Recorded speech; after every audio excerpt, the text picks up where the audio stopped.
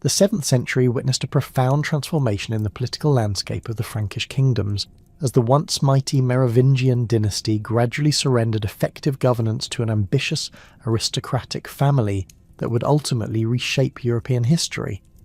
The Merovingian kings, descendants of Clovis I, who had unified much of Gaul under Frankish rule in the late 5th and early 6th centuries, found their authority systematically eroded by a combination of internal strife, territorial fragmentation, and the rise of powerful noble houses that commanded both military resources and administrative expertise. The Merovingian decline manifested most visibly in the phenomenon of the rois fainéants, or do-nothing kings, rulers who retained the ceremonial trappings of kingship while real power shifted to the mayors of the palace. These officials, originally household administrators responsible for managing royal estates and coordinating court functions, evolved into de facto rulers who controlled taxation, military campaigns, and diplomatic relations. The transformation occurred gradually, beginning in the mid-7th century when weak Merovingian succession crises created power vacuums that ambitious mayors eagerly filled. The Arnulfing Pipinid family emerged from this political chaos as the dominant force, tracing their lineage through two interconnected noble houses. The Arnulfings derived their name from Arnulf of Metz, a 7th century bishop and nobleman whose son Ansegisel married Bega, daughter of Pepin III of Landen. This union created the Pipinid line, which would produce the most successful mayors of the palace. Pepin I, known as Pepin the Elder, had already established the family's political credentials by serving as mayor in Austrasia, the eastern Frankish kingdom, where he skillfully navigated court intrigues and built networks of loyal supporters among the Austrasian nobility. The family's rise coincided with the increasing political fragmentation of the Frankish realm. Following the death of Dagobert in 639, the last truly powerful Merovingian king, the Frankish territories split into three primary kingdoms: Austrasia in the east, Neustria in the west, and Burgundy in the southeast. Each kingdom maintained its own mayor of the palace, creating a complex web of rivalries and alliances that the Pipinids learned to exploit with remarkable skill. The Austrasian nobility, composed largely of Germanic warrior aristocrats who valued military prowess and personal loyalty, proved particularly receptive to Pipinid leadership. Pepin II of Herstal, grandson of Pepin the Elder, consolidated the family's position through a series of calculated political maneuvers and military campaigns. His victory at the Battle of Tertry in 687 marked a crucial turning point, as he defeated the Neustrian mayor Berchar and effectively unified the mayoralties of Austrasia and Neustria under his control. This triumph demonstrated the Pipinids' ability to project military power beyond their Austrasian base, while establishing their dominance over rival aristocratic factions. Pepin II's administration revealed sophisticated understanding of Frankish political dynamics, as he maintained the fiction of Merovingian royal authority while systematically concentrating real power in his own hands. The death of Pepin II in 714 precipitated a succession crisis that nearly destroyed Pipinid hegemony. His legitimate heir, Grimoald, had predeceased him, leaving the mayoralty contested between Pepin's widow Plectrude, who sought to preserve power for her young grandsons, and Charles, Pepin's illegitimate son by his concubine Alpaida. The Neustrian nobility, sensing weakness, revolted under the leadership of Ragenfrid, while Frisian and Saxon tribes launched raids into Frankish territory. Charles, initially imprisoned by Plectrude to prevent his interference, escaped and began gathering supporters among the Austrasian warriors who remembered his father's military successes. Charles Martel, as he became known, demonstrated exceptional military and political acumen in his struggle for control. The epithet Martel, meaning hammer, reflected his devastating effectiveness in battle and his relentless pursuit of enemies. His early campaigns against Ragenfrid and the Neustrian rebels showcased tactical innovations that would define Carolingian military doctrine for generations. At the Battle of Amblève in 716, Charles employed coordinated cavalry charges and disciplined infantry formations to rout a numerically superior Neustrian-Frisian coalition, establishing his reputation as a formidable battlefield commander. The consolidation of Charles Martel's power required more than military victories. It demanded sophisticated political engineering that transformed the relationship between the Frankish aristocracy and central authority. Charles understood that the traditional Germanic warrior bands that had served earlier Frankish rulers were insufficient for the complex challenges facing 8th century Francia. Instead, he developed a system of land grants that provided mounted warriors with the economic resources necessary to maintain expensive military equipment while ensuring their personal loyalty to the Carolingian house. These benefices typically consisted of confiscated church lands or estates seized from defeated enemies, redistributed to followers who swore oaths of personal fidelity to Charles. The recipients, known as vassi or vassals, received not only land but also the agricultural surplus generated by peasant labour, enabling them to purchase horses, weapons, and armour required for heavy cavalry service. This arrangement created a new military aristocracy bound to the Carolingians through personal obligation rather than tribal or territorial loyalty, fundamentally altering the structure of Frankish society. Charles Martel's most celebrated military achievement came in 732 at the Battle of Tours, also known as the Battle of Poitiers, where his forces confronted a major Umayyad raiding expedition that had penetrated deep into Frankish territory. The Muslim forces, led by Abd al-Rahman al-Ghafiqi, had crossed the Pyrenees and advanced northward through Aquitaine, capturing Bordeaux and threatening the wealthy monasteries and towns of central Francia. Duke Odo of Aquitaine, initially defeated by the Muslim advance, appealed to Charles for assistance, recognizing that only the Frankish mayor possessed sufficient military resources to halt the invasion. The confrontation near Tours represented more than a simple clash between Christian and Muslim forces. It embodied the collision of two distinct military traditions and political systems. The Umayyad army consisted primarily of light cavalry armed with composite bows and curved sabres, tactics perfected through decades of conquest across North Africa and Iberia. These mounted archers excelled in mobility and harassment, using hit-and-run attacks to disrupt enemy formations before delivering decisive charges. The Muslim force also included significant numbers of Berber warriors and Iberian converts, creating a diverse but experienced military machine. Charles Martel's army reflected the evolving nature of Frankish warfare, combining traditional Germanic infantry with increasing numbers of heavy cavalry. The Frankish foot soldiers, armed with long spears, battle axes and round shields, formed the backbone of Charles's formation. These warriors, many of whom had served in previous campaigns against Saxon and Frisian enemies, possessed exceptional discipline and cohesion. The mounted contingent, though smaller than in later Carolingian armies, included the mayor's personal retainers and noble followers equipped with long swords, lances and mail hauberks. The battle itself unfolded over several days of skirmishing before the decisive engagement. Charles positioned his forces on elevated ground between Tours and Poitiers, using the terrain to negate the Muslim cavalry's mobility advantage.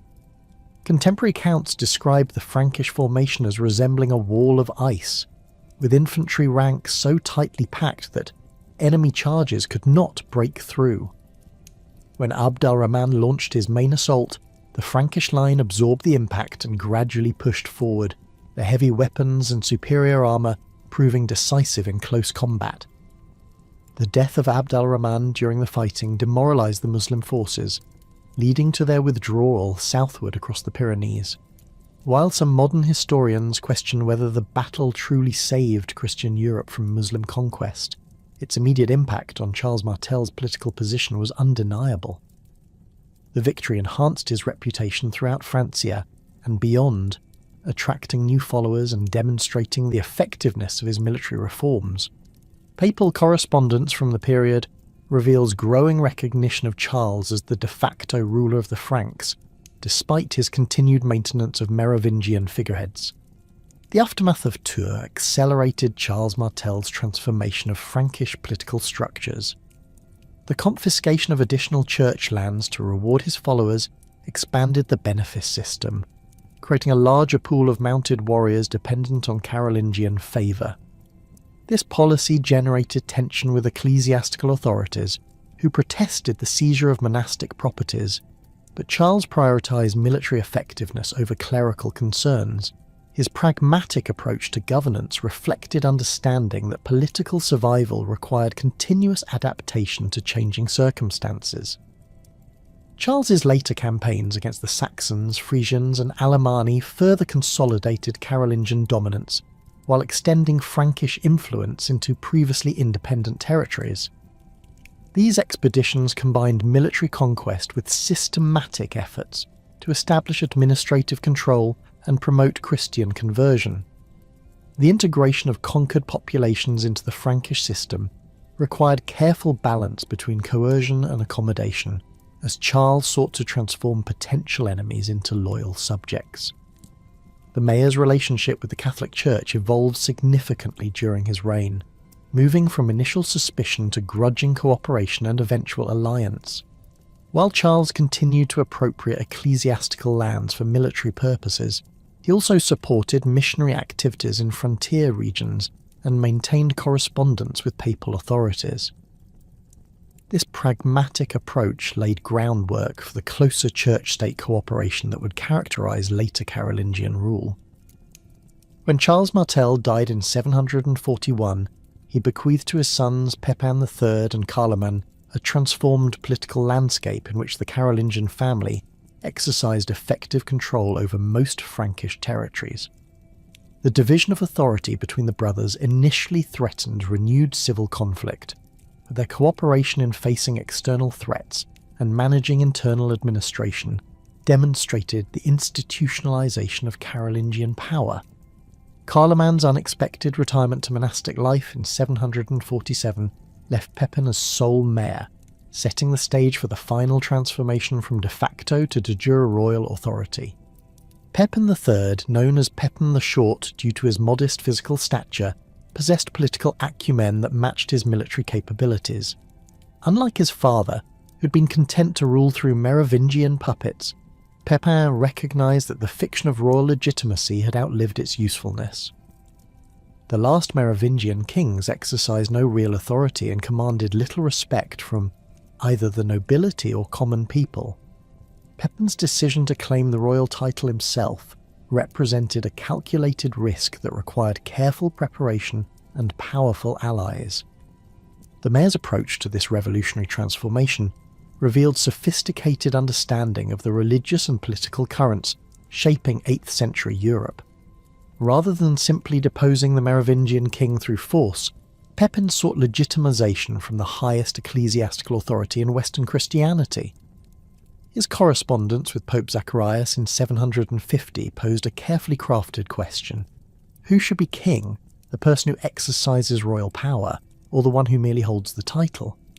The papal response, endorsing the principle that effective authority should be formally recognised, provided the religious sanction Pepin required for his coup. The deposition of Childeric III in 751 marked the end of Merovingian rule and the beginning of the Carolingian dynasty. The ceremony itself combined traditional Frankish elements with Christian ritual, as Pepin received both the acclamation of assembled nobles and anointing with holy oil. This religious consecration, performed by Bishop Boniface with papal authorization, invested Carolingian kingship with sacred character that transcended mere political authority. The anointing ceremony established precedent for the divine right of kings that would influence European monarchical ideology for centuries. The papal alliance that legitimized Pepin's usurpation also created obligations that would shape Carolingian policy for generations. Pope Stephen II's journey to Francia in 754 to personally anoint Pepin and his sons demonstrated the Church's commitment to the new dynasty while securing Frankish military support against Lombard threats to papal territories in Italy. This mutual dependence between Carolingian rulers and papal authority would prove central to the expansion of Frankish power and the spread of Christian civilization throughout medieval Europe. Pepin III's death in September 768 at Saint-Denis precipitated a succession arrangement that would test the stability of the nascent Carolingian dynasty. Following Frankish tradition, the kingdom was divided between his two sons, Charles, who received Austrasia, Western Aquitaine, and the northern territories including Neustria, while his younger brother Carloman I inherited Burgundy, Provence, Septimania, Eastern Aquitaine, and Alemannia. This partition created an awkward geographical division, with Carloman's territories forming a crescent that nearly encircled Charles's domains, leaving both brothers dependent on each other's cooperation for effective governance and military campaigns. The joint kingship began under inauspicious circumstances, as the brothers' relationship quickly deteriorated into mutual suspicion and barely concealed hostility. Charles, 26 years old at his accession, possessed the imposing physical presence that would become legendary, standing nearly 6 feet tall in an age when most men barely reached 5.5 feet. With broad shoulders, a thick neck, and the commanding bearing of a natural warrior king. Contemporary accounts describe his piercing blue eyes and carefully maintained moustache, physical attributes that reinforced his authority among the Frankish nobility, who valued martial prowess above all other royal qualities. Carloman, 3 years younger than his brother, demonstrated equal intelligence but lacked Charles's charismatic presence and instinctive understanding of Frankish political dynamics. The younger brother's territories, while geographically compact, contained restive populations including recently conquered Lombard allies and semi-independent Aquitanian nobles who had never fully accepted Carolingian authority. These administrative challenges, combined with Carloman's more cautious temperament, created fundamental differences in how the brothers approached governance and military policy. The first major crisis of the joint reign emerged in 769, when Hunold II, son of the former Duke of Aquitaine, launched a rebellion aimed at restoring Aquitanian independence. Hunold had fled to Lombard territory following his father's earlier defeat by Pepin III, but King Desiderius of the Lombards provided him with military support and encouraged his return to challenge Carolingian rule. The rebellion quickly gained momentum among Gascon nobles and Basque chieftains, who resented Frankish taxation and the imposition of Christian religious practices on their traditional pagan customs. Charles immediately recognised the threat posed by Hunold's uprising and requested military assistance from Carloman, expecting the joint response that Frankish tradition and political necessity demanded. However, Carloman refused to commit his forces to the campaign, claiming that his territories faced their own security challenges, and that Charles possessed sufficient resources to handle the Aquitanian rebellion independently. This refusal represented more than mere sibling rivalry. It reflected Carloman's calculation that weakening Charles through a difficult campaign would enhance his own position within the divided kingdom. The Aquitanian campaign of 769 showcased Charles's emerging military genius and his ability to adapt Carolingian tactical innovations to diverse terrain and enemy forces. The Gascon and Basque warriors employed guerrilla tactics learned through centuries of resistance to Roman, Visigothic and Frankish invasions, using their intimate knowledge of the Pyrenean foothills and river valleys to launch sudden attacks before melting away into the mountainous landscape. These fighters, armed with javelins, short swords and small round shields, possessed exceptional mobility and endurance that allowed them to strike Frankish supply lines and isolated detachments. Charles responded by dividing his army into multiple columns that could move independently while maintaining communication through mounted messengers. This tactical flexibility prevented the concentration of Frankish forces into a single vulnerable target, while enabling coordinated operations across the rebellious territories. The king personally led the main column, consisting of his heavy cavalry and veteran infantry, while trusted commanders directed supporting formations that swept through Gascon strongholds and Basque villages.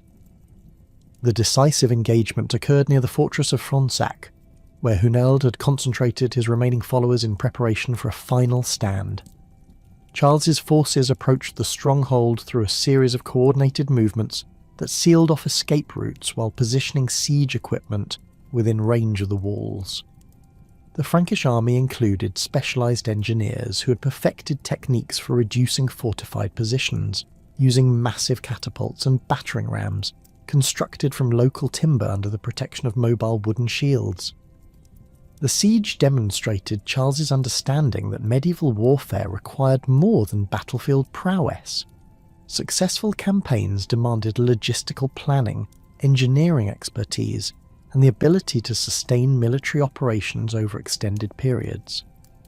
The Frankish baggage train included not only weapons and armour, but also portable forges for maintaining equipment, medical supplies for treating wounded warriors, and sufficient provisions to maintain army morale during lengthy operations. This organisational sophistication distinguished Carolingian military forces from the improvised war bands that had characterised earlier Germanic warfare. Hunold's surrender after a brief siege effectively ended organised Aquitanian resistance, but Charles recognised that lasting control required more than military victory. The king implemented a comprehensive pacification programme that combined selective punishment of rebel leaders with generous treatment of nobles who submitted voluntarily. Gascon and Basque chieftains, who acknowledged Carolingian authority, retained their local positions while accepting Frankish oversight and Christian missionary activities within their territories. The successful conclusion of the Aquitanian campaign enhanced Charles's reputation throughout Francia, while highlighting Carloman's political isolation. The younger brother's refusal to support the expedition had alienated many nobles who viewed such cooperation as fundamental to Carolingian unity, while Charles's clemency toward defeated enemies demonstrated the political wisdom that would characterise his later imperial administration. The campaign also provided Charles with valuable experience in managing diverse populations and integrating conquered territories into the expanding Frankish realm. Carloman's unexpected death in December 771 at Samoussy fundamentally altered the political landscape of the Carolingian kingdom. The younger brother, who had shown increasing signs of illness during the preceding months, died without making clear provisions for succession, leaving his widow Gerberga and young sons Pepin and Syagrius as potential claimants to his territories. Frankish law and tradition supported the principle of inheritance through male lineage, but the children's minority created uncertainty about guardianship arrangements and actual governance of Carloman's domains.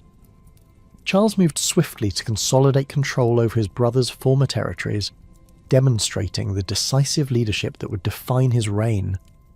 Rather than acknowledging his nephew's inheritance rights or negotiating with Gerberga supporters, the king claimed direct authority over all Carolingian lands based on his position as senior male member of the dynasty. This bold assertion challenged established succession practices but reflected Charles's understanding that divided authority would weaken the kingdom against external threats and internal rebellions. The consolidation process required careful management of noble loyalties and regional power structures that had developed during Carloman's 3-year reign. Many Burgundian and Alemannian aristocrats had established personal relationships with the deceased king and might resist absorption into Charles's expanded domain. The new ruler addressed these concerns through a combination of personal diplomacy, strategic marriages among noble families, and confirmation of existing land grants and privileges that maintained local elite interests. Gerberga's flight to Lombard territory with her children created a potential focus for future challenges to Charles's authority, but the immediate threat remained manageable due to the young prince's minority and lack of established power bases within Francia. King Desiderius of the Lombards welcomed the refugees as potential tools for pressuring Charles, but the Lombard ruler's own territorial ambitions in central Italy limited his ability to support Carolingian pretenders effectively. The unification of the Carolingian kingdom under Charles's sole authority eliminated the geographical awkwardness of the previous partition, while concentrating military and administrative resources under single command. This consolidation proved crucial for the ambitious campaigns that would define the remainder of Charles's reign, as unified Frankish territories could support larger armies and more sustained military operations than the divided kingdom had permitted. Charles's attention soon turned to the deteriorating situation in Italy, where Lombard expansion threatened papal territories and challenged the alliance that had legitimised Carolingian rule.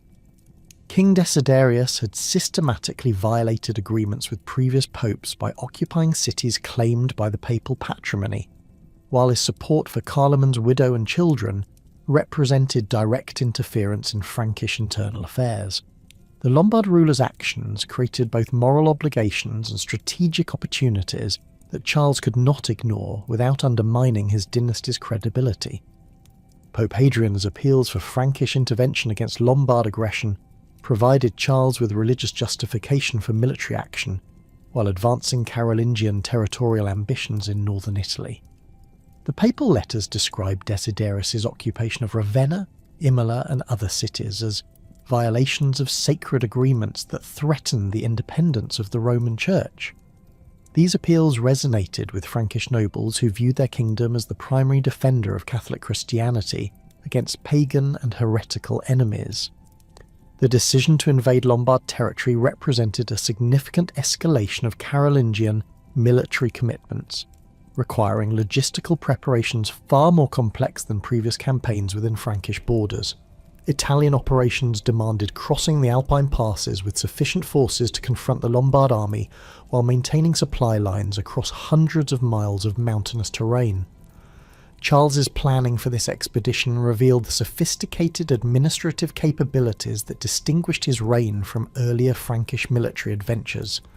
The Frankish army that assembled for the Italian campaign in 773 reflected the military innovations that had evolved since Charles Martel's time. The corps consisted of heavily armoured cavalry equipped with long lances, broadswords, and mail hauberks that provided protection against Lombard weapons. These mounted warriors, drawn from the benefice-holding aristocracy, possessed both the equipment and training necessary for sustained combat operations far from their home territories. The infantry component included veteran warriors armed with Francisca throwing axes, long spears, and round wooden shields reinforced with iron bosses. These foot soldiers, many of whom had served in previous Aquitanian and Saxon campaigns, provided the disciplined ranks necessary for siege operations and mountain warfare where cavalry effectiveness was limited.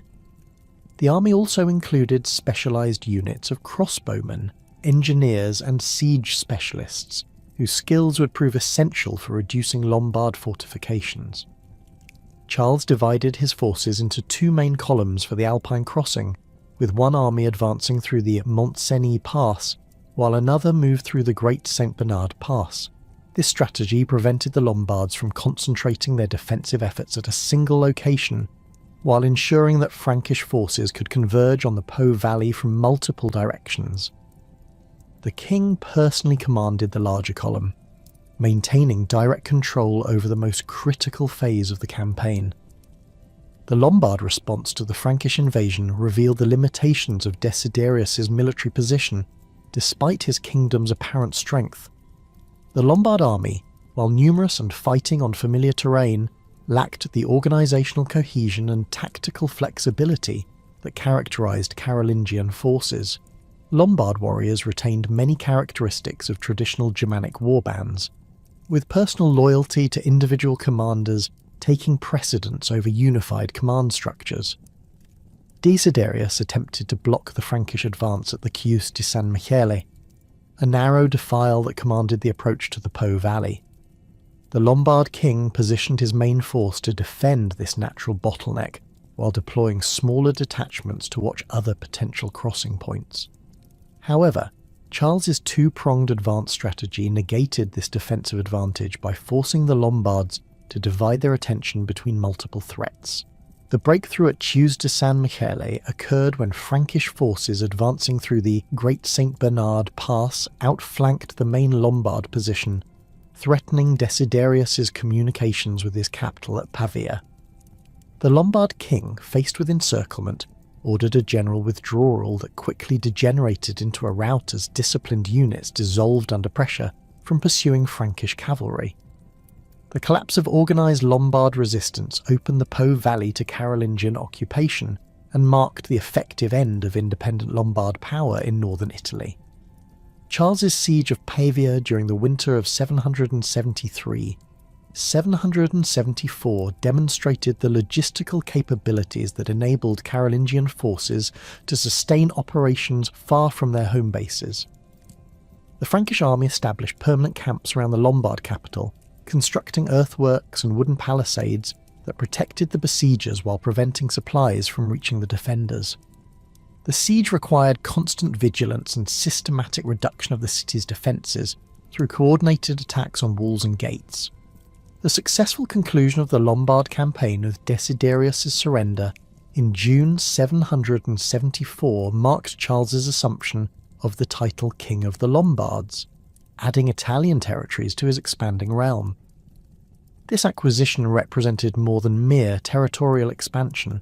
It established Carolingian authority over the wealthy cities and fertile plains of northern Italy, while securing papal territories from future Lombard threats.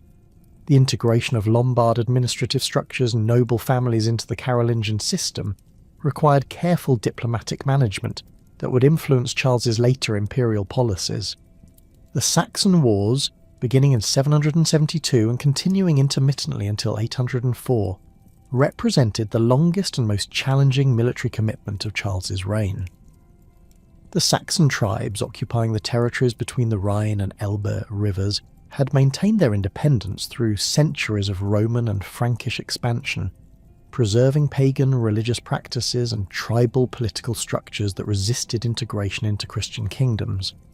These Germanic peoples, divided into four main tribal groups, the Westphalians, Ingrians, Eastphalians and Nordalbingians, shared common cultural traditions while maintaining separate political organisations under their own chieftains and assemblies. Saxon military capabilities posed significant challenges for Carolingian forces accustomed to fighting organised kingdoms with centralised command structures. Saxon warriors employed guerrilla tactics that exploited their intimate knowledge of local terrain, launching sudden attacks on Frankish settlements and supply lines before disappearing into dense forests and marshlands. These fighters, armed with spears, battle axes, and small round shields, possessed exceptional mobility and endurance that allowed them to avoid decisive battles while inflicting steady casualties on occupying forces. The religious dimension of the Saxon conflict added ideological intensity that distinguished these campaigns from purely political or territorial wars. Saxon paganism, centred on worship of Woden, Donar, and other Germanic deities, represented a direct challenge to Christian civilization that Charles viewed as fundamental to Carolingian identity. The destruction of the Irminsul, a sacred pillar that symbolised Saxon religious beliefs, during the 772 campaign demonstrated Charles's determination to eradicate pagan practices alongside political resistance. The systematic conversion campaigns and brutal suppression of Saxon rebellions throughout the 780s and 790s had established Charles as the dominant Christian ruler in Western Europe. But the events leading to his imperial coronation emerged from a complex web of Roman politics, papal vulnerability, and Byzantine weakness that created unprecedented opportunities for Carolingian expansion of authority. Pope Leo III's election in 795 following Hadrianus's death brought to the papal throne a man of humble origins whose legitimacy faced immediate challenges from the Roman aristocracy, particularly the nephews of his predecessor who viewed the new pope as an usurper of their family's ecclesiastical patrimony. The Roman nobility's opposition to Leo III reflected deeper tensions within the papal administration, where competing factions had long struggled for control over the vast landed estates, administrative appointments, and diplomatic relationships that constituted the temporal power of the papacy. The Hadrian family faction, led by Paschal and Campulus, possessed extensive connections among Roman clergy and maintained correspondence with Frankish court officials who had worked closely with the previous pope during the Lombard campaigns. These aristocratic opponents accused Leo III of personal misconduct, financial irregularities, and canonical violations that they claimed invalidated his papal authority. The crisis erupted on April 25, 799. during the Greater Litanies procession from the Lateran to San Lorenzo in Lucina, when armed supporters of Paschal and Campulus attacked the papal entourage near the monastery of St. Stephen and Sylvester. The assailants dragged Leo III from his horse, stripped him of his papal vestments, and attempted to blind him and cut out his tongue, punishments that would have rendered him canonically unfit for ecclesiastical office according to contemporary church law. Contemporary accounts describe the Pope's narrow escape from permanent mutilation, though whether his injuries were as severe as initially reported remains disputed among modern historians. Leo III's flight to Charlemagne's court at Paderborn represented more than a desperate appeal for protection. It constituted a deliberate political strategy that would fundamentally alter the relationship between papal authority and Carolingian power. The Pope's journey through the Alps with a small retinue of loyal supporters demonstrated his understanding that only Frankish military intervention could restore his position in Rome while simultaneously providing Charles with unprecedented leverage over papal policy. The meeting between Pope and King at Paderborn in the summer of 799 established the framework for the imperial coronation that would occur 18 months later. Charles's response to the papal crisis revealed the sophisticated political calculations that characterized his mature reign. Rather than immediately dispatching military forces to restore Leo III, the king appointed a commission of Frankish nobles and clergy to investigate the charges against the Pope, while providing him with honourable sanctuary at the Carolingian court. This measured approach allowed Charles to evaluate the political implications of intervention while demonstrating his role as protector of the Roman Church without appearing to act precipitously or without proper deliberation. The Commission's findings, predictably, supported Leo III's innocence of the charges brought against him, but the investigation process had served Charles's purposes by establishing Frankish authority to adjudicate papal disputes and creating precedents for future intervention in Roman affairs. The king's eventual decision to escort Leo III back to Rome with a substantial military force in late 800 represented both a restoration of papal authority and an assertion of Carolingian supremacy over the temporal aspects of papal governance. The circumstances surrounding Charles's arrival in Rome on November 24th, 800, created an atmosphere of expectation and uncertainty that would culminate in the imperial coronation 5 weeks later. The Frankish army's presence in the city intimidated Leo III's opponents while providing the Pope with the security necessary to reassert his authority over Roman administration. Charles established his residence at the Vatican, symbolically positioning himself as the protector of St. Peter's Shrine, while conducting the formal proceedings that would clear Leo III of all charges against him. The synod convened at St. Peter's on December 1st, 800, represented a careful orchestration of canonical procedures that legitimised both papal authority and Carolingian intervention. Leo III's oath of innocence, sworn before an assembly of Frankish and Roman clergy, followed established ecclesiastical precedents while acknowledging the king's role as the ultimate guarantor of church order.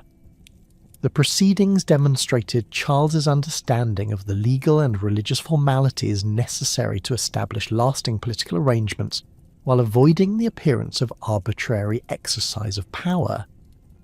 The coronation ceremony on Christmas Day 800 occurred within this context of restored papal authority and demonstrated Carolingian supremacy, though the precise sequence of events and the degree of advanced planning remained subjects of historical debate. Contemporary accounts, particularly the Liber Pontificalis and the Royal Frankish Annals, provide conflicting details about whether Charles anticipated the coronation or was surprised by Leo III's actions during the Christmas Mass.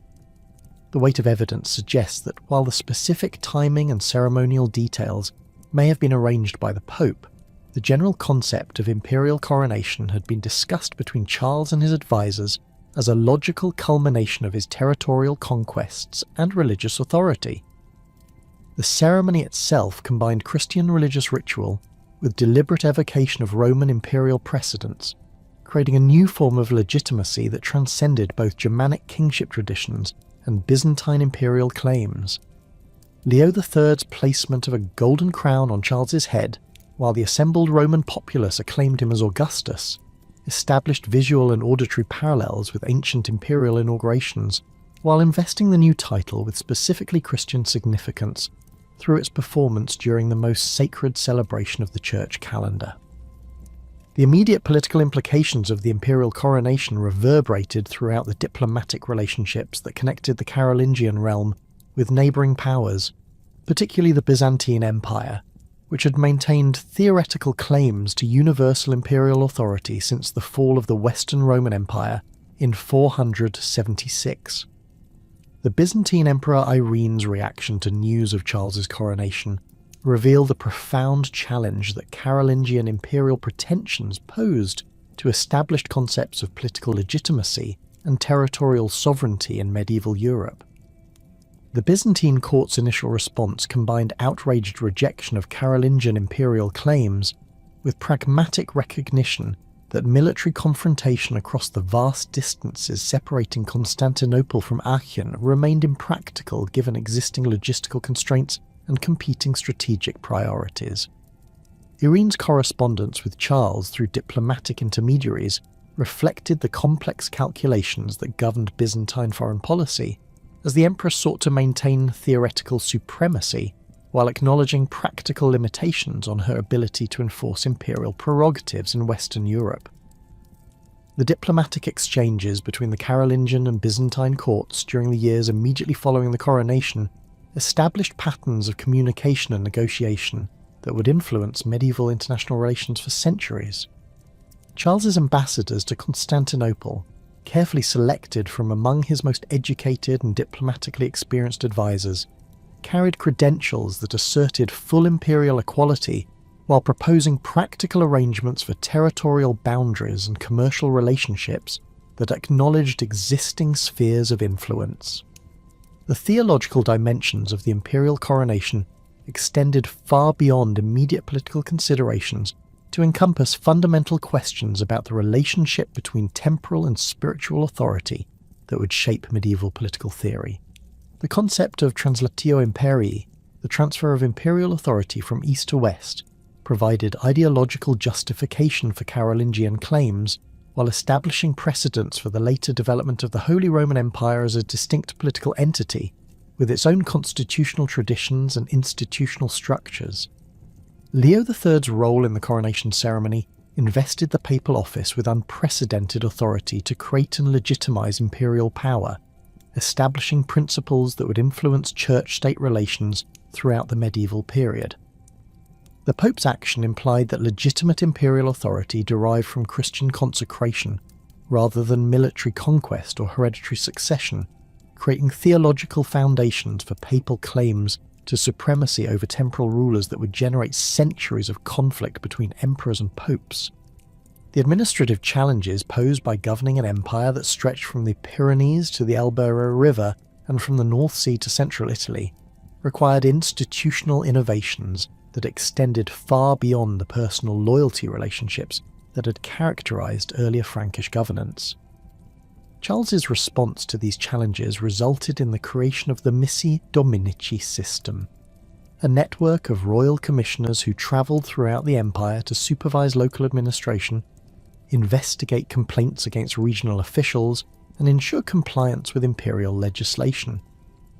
The Missi Dominici typically operated in pairs, with one ecclesiastical and one lay commissioner sharing responsibility for specific territorial circuits that encompassed multiple counties or duchies.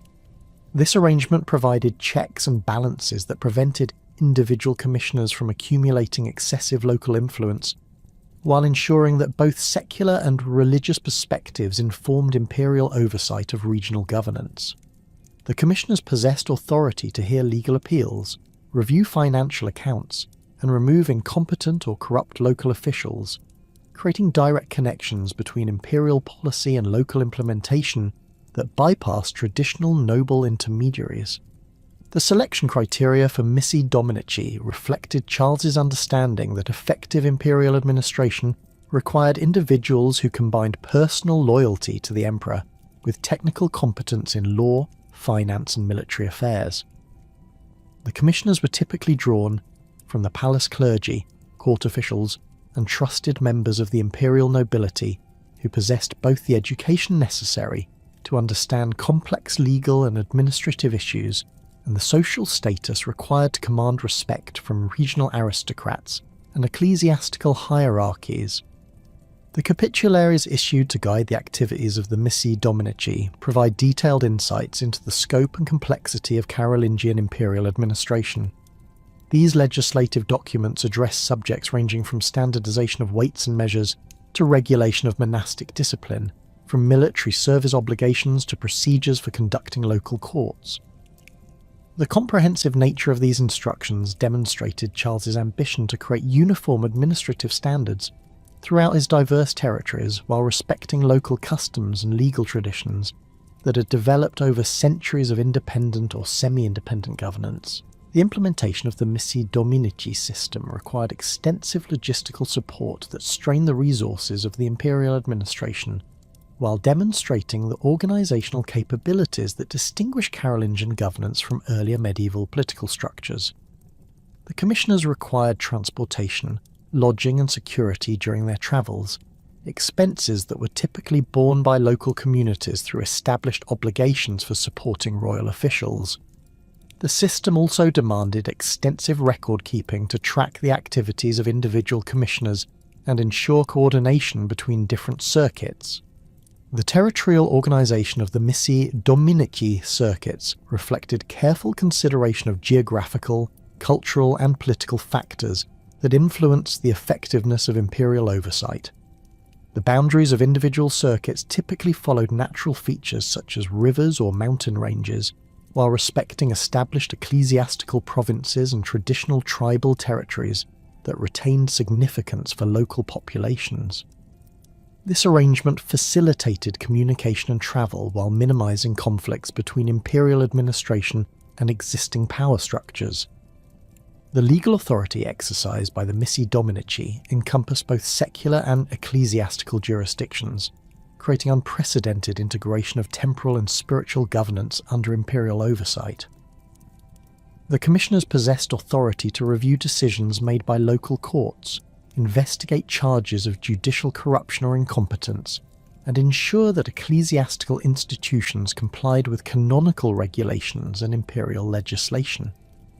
This comprehensive jurisdiction reflected Charles's conception of imperial responsibility for maintaining justice and order throughout all aspects of society. The relationship between the missi dominici and established regional authorities required delicate negotiation of competing claims to jurisdiction and authority that reflected broader tensions within the imperial system. Dukes, counts and bishops who had previously exercised largely autonomous authority within their territories found their decisions subject to review and potential reversal by imperial commissioners who answered directly to the emperor. The successful implementation of this system required diplomatic skill from the commissioners and grudging acceptance from regional elites who recognised the benefits of imperial protection and support. The financial implications of the missi dominici system created additional pressures on imperial resources that were already strained by continuous military campaigns and extensive building projects throughout the empire. The commissioners' salaries, travel expenses and administrative costs represented significant expenditures that required careful budgeting and efficient tax collection from territories that varied enormously in their economic productivity and administrative capacity. The system's sustainability depended on maintaining the delicate balance between imperial oversight and local autonomy that preserved regional cooperation, while ensuring compliance with imperial policy. The educational requirements for effective operation of the missi dominici system accelerated the development of palace schools and scriptoria that would become centres of the Carolingian Renaissance. The commissioners needed literacy in Latin, familiarity with legal procedures, and understanding of theological principles that governed ecclesiastical administration. The palace school at Aachen, under the direction of Alcuin of York and other scholarly luminaries, provided training for future commissioners while preserving and copying the classical and patristic texts that informed Carolingian legal and administrative practices. The establishment of the palace school at Aachen represented Charles's recognition that effective imperial governance required a literate administrative class capable of managing the complex legal, diplomatic, and ecclesiastical affairs of his vast territories. The school's foundation around 782 coincided with the emperor's growing awareness that the Frankish nobility's traditional emphasis on military prowess, while essential for conquest and defence, proved insufficient for the sophisticated administrative challenges posed by governing diverse populations from the Baltic to the Mediterranean. The recruitment of scholars from across Europe to staff this educational institution reflected both the international scope of Carolingian ambitions and the relative scarcity of learned men within the Frankish heartlands. Alcuin of York emerged as the most influential figure in this scholarly recruitment campaign, arriving at the Carolingian court in 781 after establishing his reputation as master of the cathedral school at York, one of the most prestigious centres of learning in Anglo-Saxon England. Alcuin's educational background encompassed the full range of classical learning that had been preserved in Irish and English monasteries during the preceding centuries of continental upheaval, including a mastery of Latin grammar, rhetoric, dialectic, arithmetic, geometry, astronomy, and music, the 7 liberal arts that formed the foundation of medieval education. His personal library, which he brought to Aachen, contained copies of works by Virgil, Cicero, Livy, and other classical authors alongside patristic texts by Jerome, Augustine, and Gregory the Great. The Yorkshireman's pedagogical methods reflected the sophisticated educational traditions that had developed in Northumbrian monasteries under the influence of scholars like Bede the Venerable and Benedict Biscop. Alcuin emphasised the systematic study of grammar as the foundation for all learning, requiring students to master the complexities of Latin syntax and vocabulary before advancing to more specialised subjects. His textbook dialogues, written in question and answer format, provided structured approaches to learning that could be adapted for students of varying abilities and backgrounds.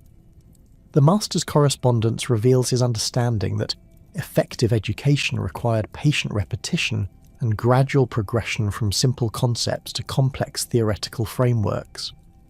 Einhard's arrival at the palace school around 796 brought different but complementary skills to the Carolingian educational enterprise. The young Frankish nobleman, educated at the monastery of Fulda under the direction of Abbot Sturm, possessed exceptional talents in mathematics, architecture, and engineering that proved invaluable for Charles's extensive building projects throughout the empire. Einhard's small physical stature, which earned him the nickname Nodulus among his contemporaries, belied his intellectual capabilities and his eventual emergence as the emperor's most trusted advisor on matters requiring technical expertise and precise calculation.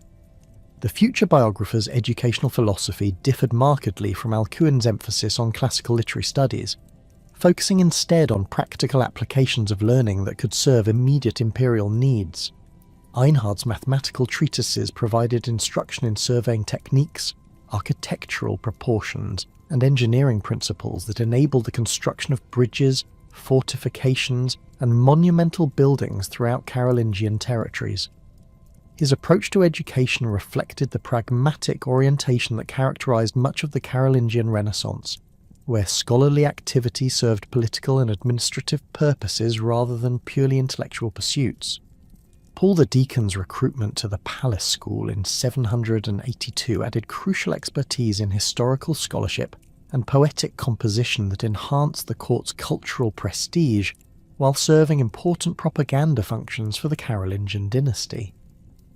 The Lombard monk's background at the monastery of Monte Cassino had provided him with access to extensive manuscript collections that preserved classical historical works, alongside contemporary chronicles of Lombard and Byzantine affairs.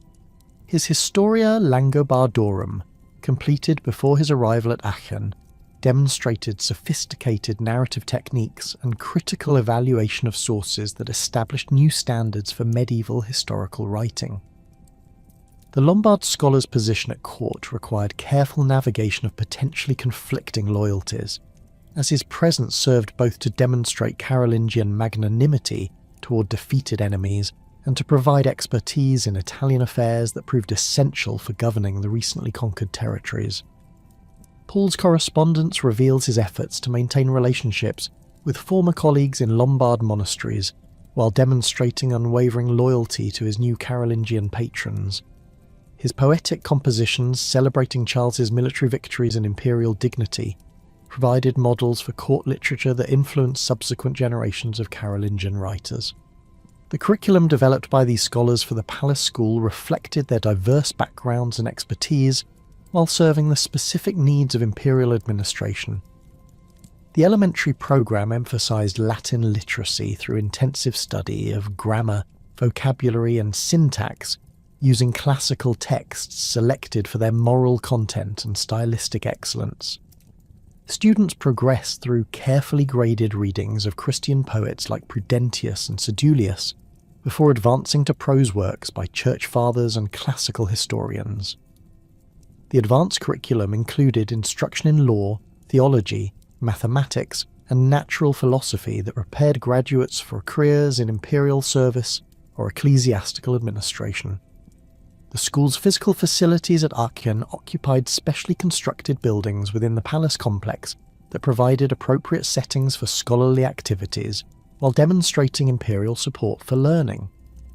The main classroom featured raised platforms for instructors, writing desks for students, and storage areas for manuscripts and writing materials. Adjacent rooms housed the growing library collection and scriptoria where students copied texts under the supervision of experienced scribes. The proximity of these educational facilities to the imperial residence symbolized the integration of scholarship into the highest levels of Carolingian governance. The standardization of liturgical practices throughout the Carolingian Empire represented one of the most ambitious and successful aspects of the cultural revival, requiring coordination between imperial administration and ecclesiastical hierarchies across territories with diverse religious traditions and local customs. The project's origins lay in Charles's recognition that uniform religious observances would strengthen imperial unity while demonstrating Carolingian commitment to Orthodox Catholic Christianity. The emperor's correspondence with Pope Hadrian I during the 780s established the framework for liturgical reform that would transform religious life throughout Western Europe. The adoption of Roman liturgical practices as the standard for all Carolingian territories required systematic collection and distribution of authoritative texts that could serve as models for local churches and monasteries.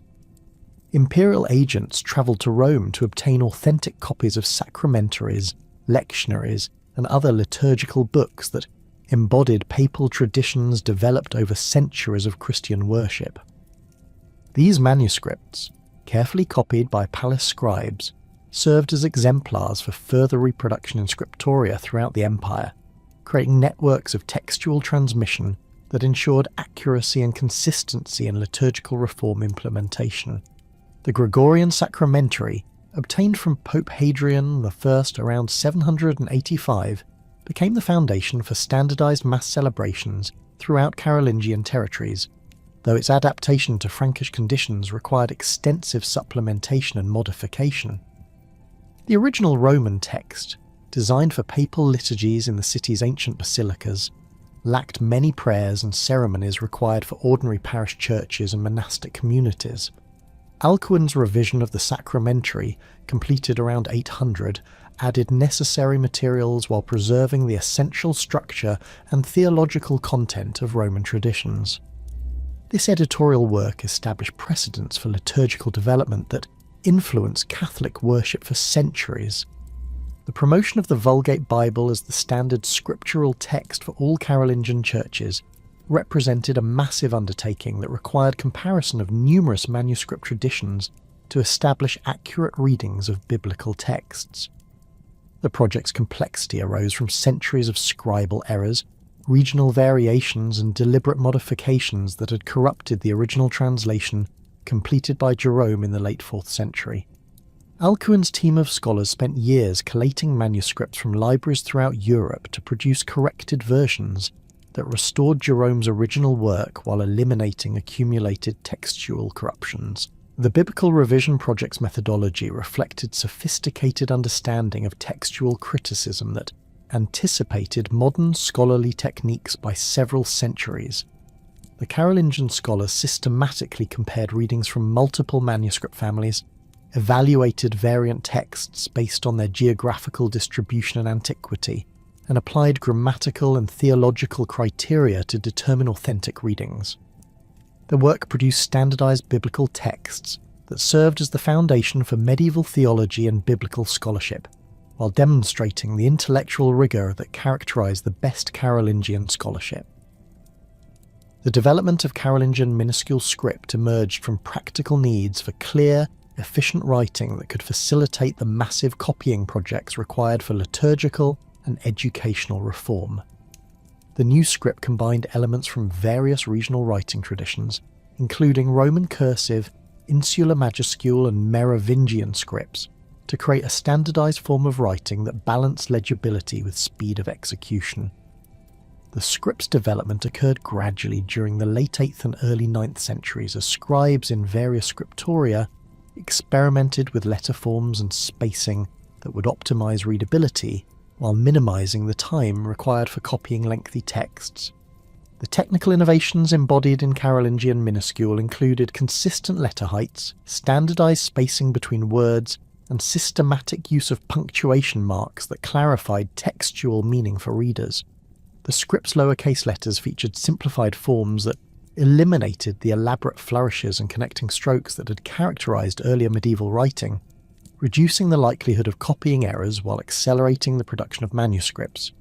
The adoption of this standardized script throughout Carolingian territories facilitated communication between different regions, while ensuring that texts copied in one location could be easily read in another.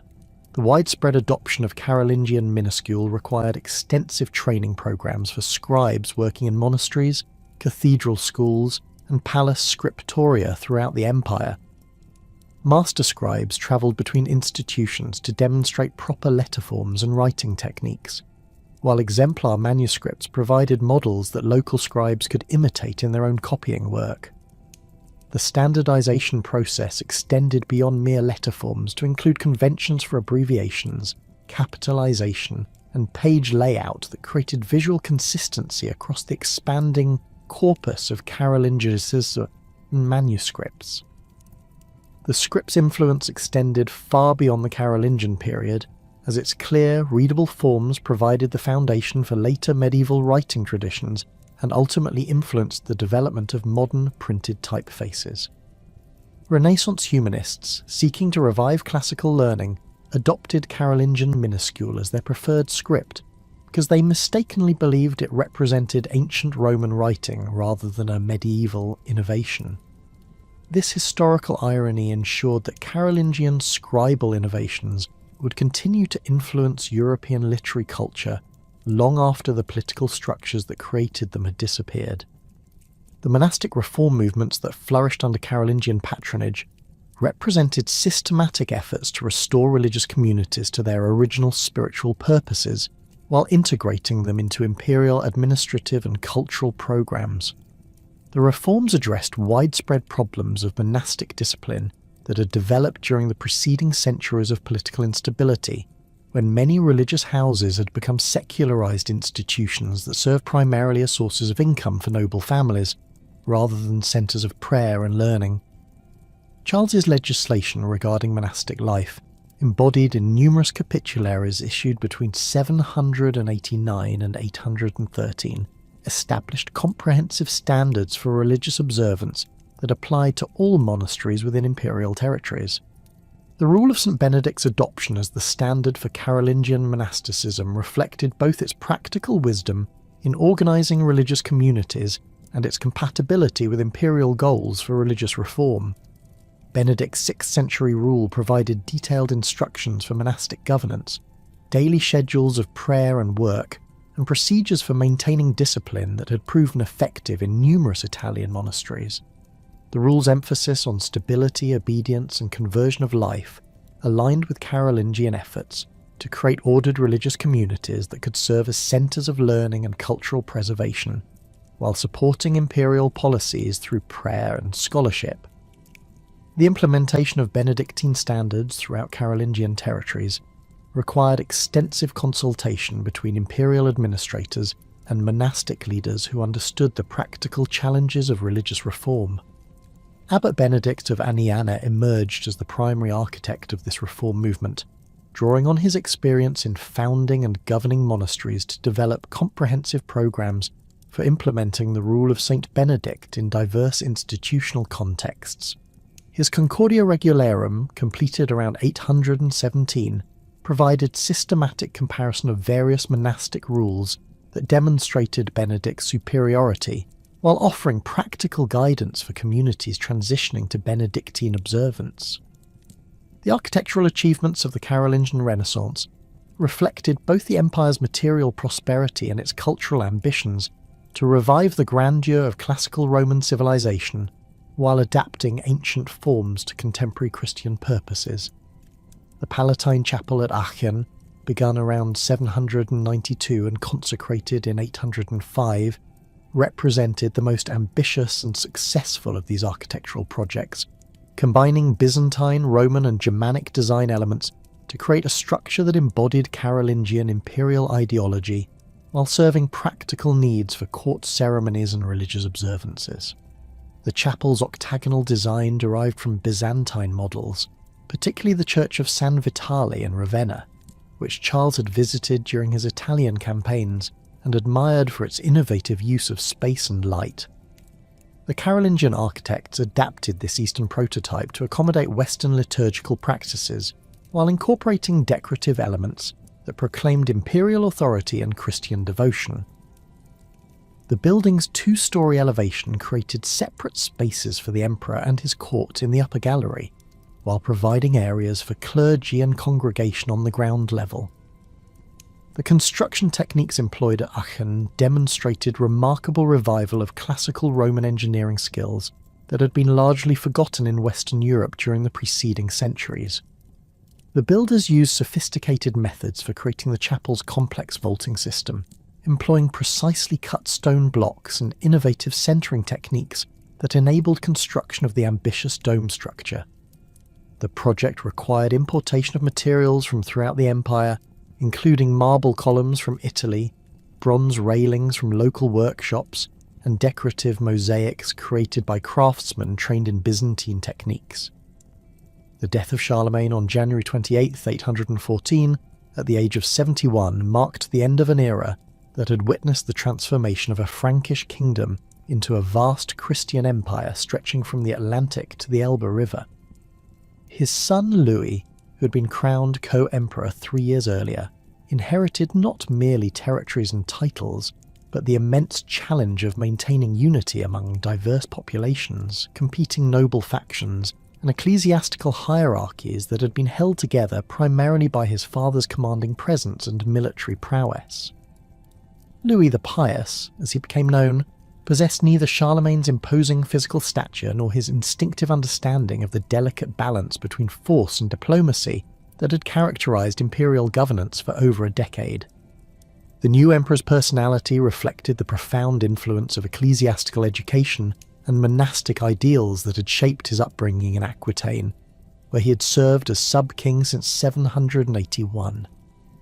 Unlike his father, whose approach to Christianity remained pragmatic and politically oriented, Louis demonstrated genuine piety and theological sophistication that earned him respect among church leaders, while creating expectations for moral leadership that would prove difficult to maintain.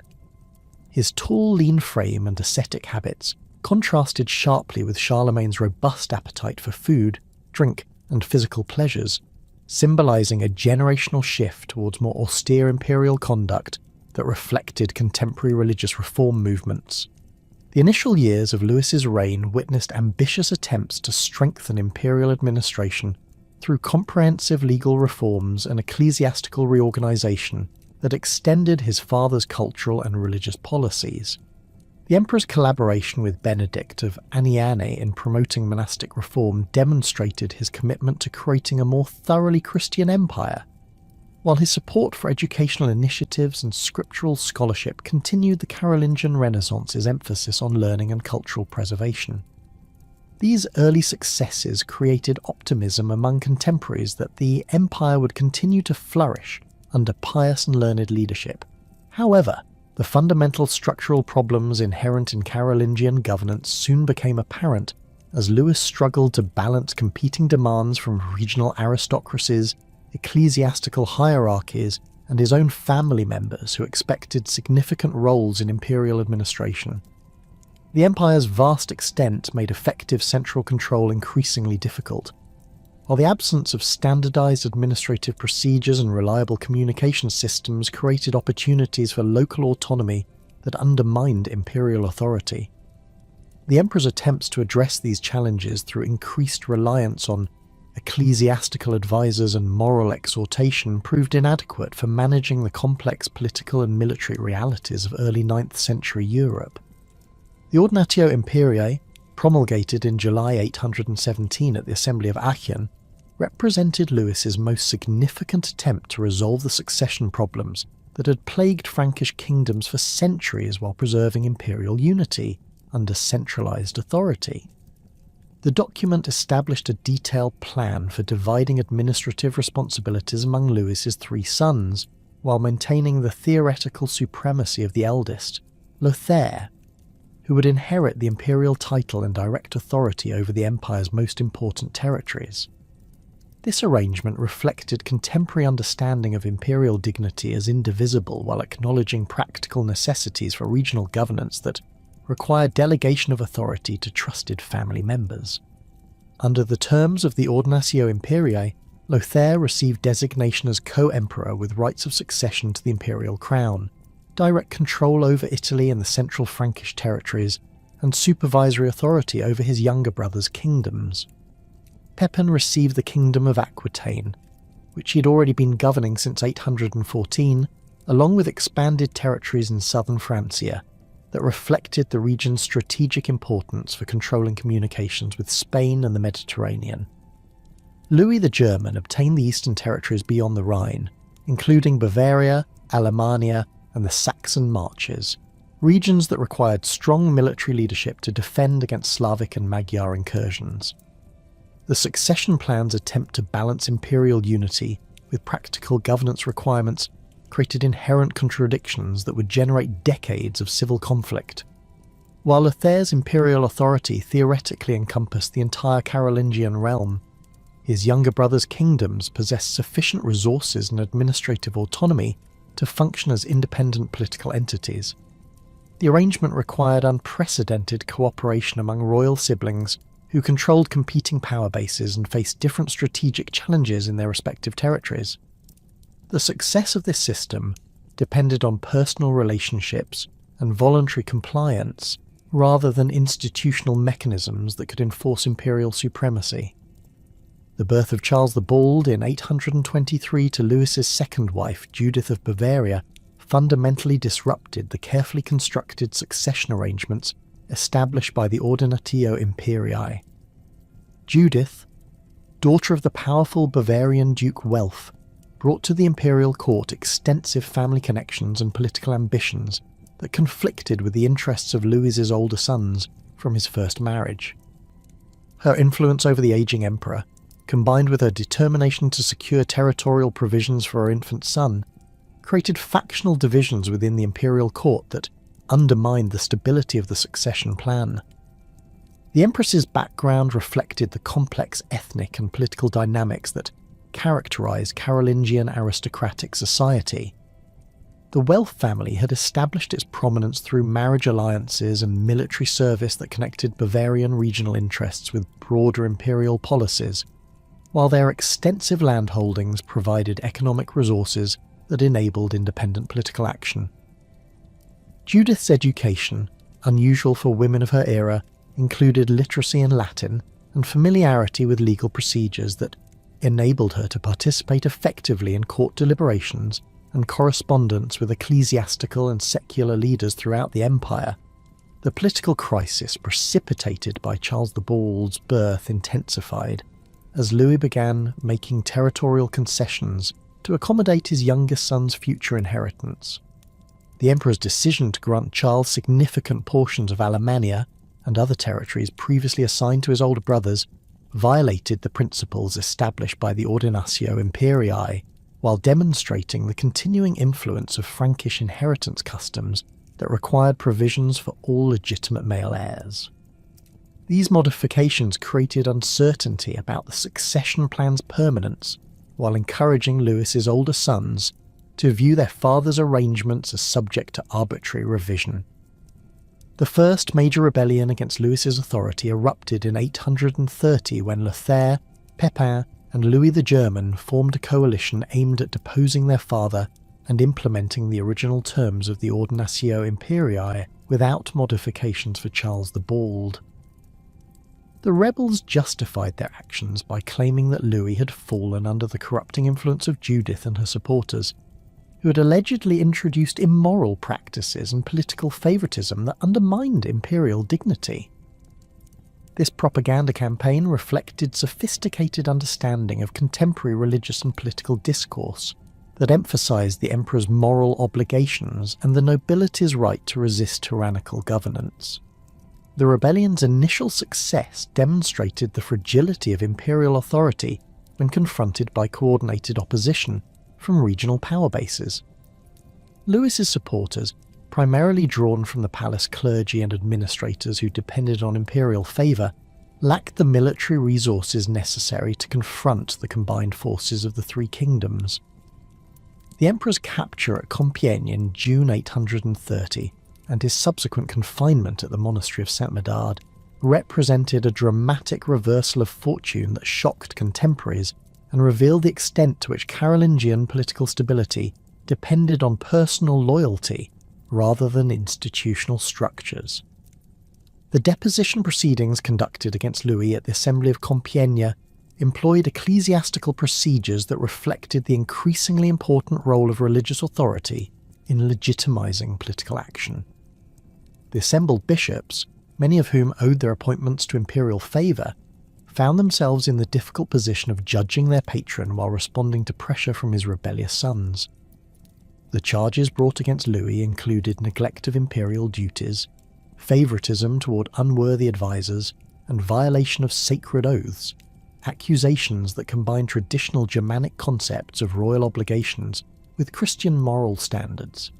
However, the coalition's inability to maintain unity once they had achieved their immediate objective of deposing Louis revealed the fundamental weakness of their position. Lothair's assumption of imperial authority alienated his brothers, who had expected greater autonomy in their respective kingdoms, while his harsh treatment of former imperial supporters created new enemies among the nobility and clergy. The rebels' lack of a coherent programme beyond removing Louis from power became apparent as competing ambitions and regional interests reasserted themselves within the coalition. The restoration of Louis the Pious in March 831 occurred with surprising rapidity, as former rebels recognised that their interests were better served by supporting the legitimate emperor than by accepting Lothair's domination. The emperor's public penance at the Cathedral of Saint-Étienne in Metz, while humiliating, provided the religious reconciliation necessary to restore his authority while demonstrating his commitment to Christian principles of governance. This ceremony established precedents for imperial accountability to ecclesiastical authority that would influence medieval political theory for centuries. The period following Louis's restoration witnessed intensive efforts to rebuild imperial authority while addressing the underlying problems that had precipitated the rebellion. The emperor's attempts to strengthen central administration through increased reliance on loyal administrators and systematic oversight of regional governance reflected lessons learned during his brief deposition. However, these reforms failed to resolve the fundamental contradictions between imperial unity and regional autonomy that continued to generate political instability throughout the 830s. The second major crisis of Louis's reign emerged in 833 when his sons again rebelled, this time with the active support of Pope Gregory IV, who travelled north of the Alps to mediate the dispute but ultimately endorsed the rebels' position. The papal involvement reflected growing ecclesiastical concerns about imperial policies that appeared to favour secular interests over religious reform, while Gregory's presence provided the rebels with religious legitimacy that had been lacking in their previous attempt. The confrontation at the Field of Lies near Colmar in June 833 demonstrated the complete breakdown of imperial authority as Louis's supporters deserted en masse rather than fight against forces blessed by papal authority. The emperor's second deposition and confinement at the monastery of Saint Médard occurred under circumstances that revealed the sophisticated propaganda techniques employed by his opponents. The rebels' coordination with ecclesiastical authorities enabled them to present their actions as necessary measures for protecting Christian civilization from corrupt imperial governance, while their control of key administrative centres prevented Louis from communicating with potential supporters. The systematic nature of this campaign reflected careful planning and extensive consultation among the conspirators. Lothaire's second attempt to exercise imperial authority proved even more disastrous than his first, as his brothers quickly recognised that cooperation with papal representatives did not guarantee their own autonomy within the imperial system. The new emperor's efforts to centralise authority under his direct control conflicted with regional interests that had motivated the original rebellion, while his harsh treatment of former imperial supporters created widespread resentment among the nobility and clergy. The coalition's rapid disintegration demonstrated that successful rebellion required not merely the removal of unpopular rulers, but also viable alternatives that could command broader support. The final restoration of Louis the Pious in March 834 occurred through a carefully orchestrated campaign that combined military pressure with diplomatic negotiations, designed to isolate Lothair from his supporters. The emperor's ability to regain power twice after deposition revealed both the resilience of legitimate authority and the fundamental weakness of coalitions based primarily on negative objectives rather than positive programs. Louis's third reign, lasting until his death in 840, witnessed continued efforts to strengthen imperial institutions while managing the competing ambitions of his sons. The civil wars of the 830s had profound consequences for imperial authority and administrative effectiveness that extended far beyond the immediate political conflicts. The repeated depositions and restorations demonstrated to regional elites that imperial power could be successfully challenged through coordinated action, encouraging local autonomy and resistance to central control. The involvement of ecclesiastical authorities in political disputes created precedents for papal intervention in secular affairs while undermining the religious foundations of imperial legitimacy. The conflicts also revealed the inadequacy of existing administrative structures for managing succession crises and regional rebellions.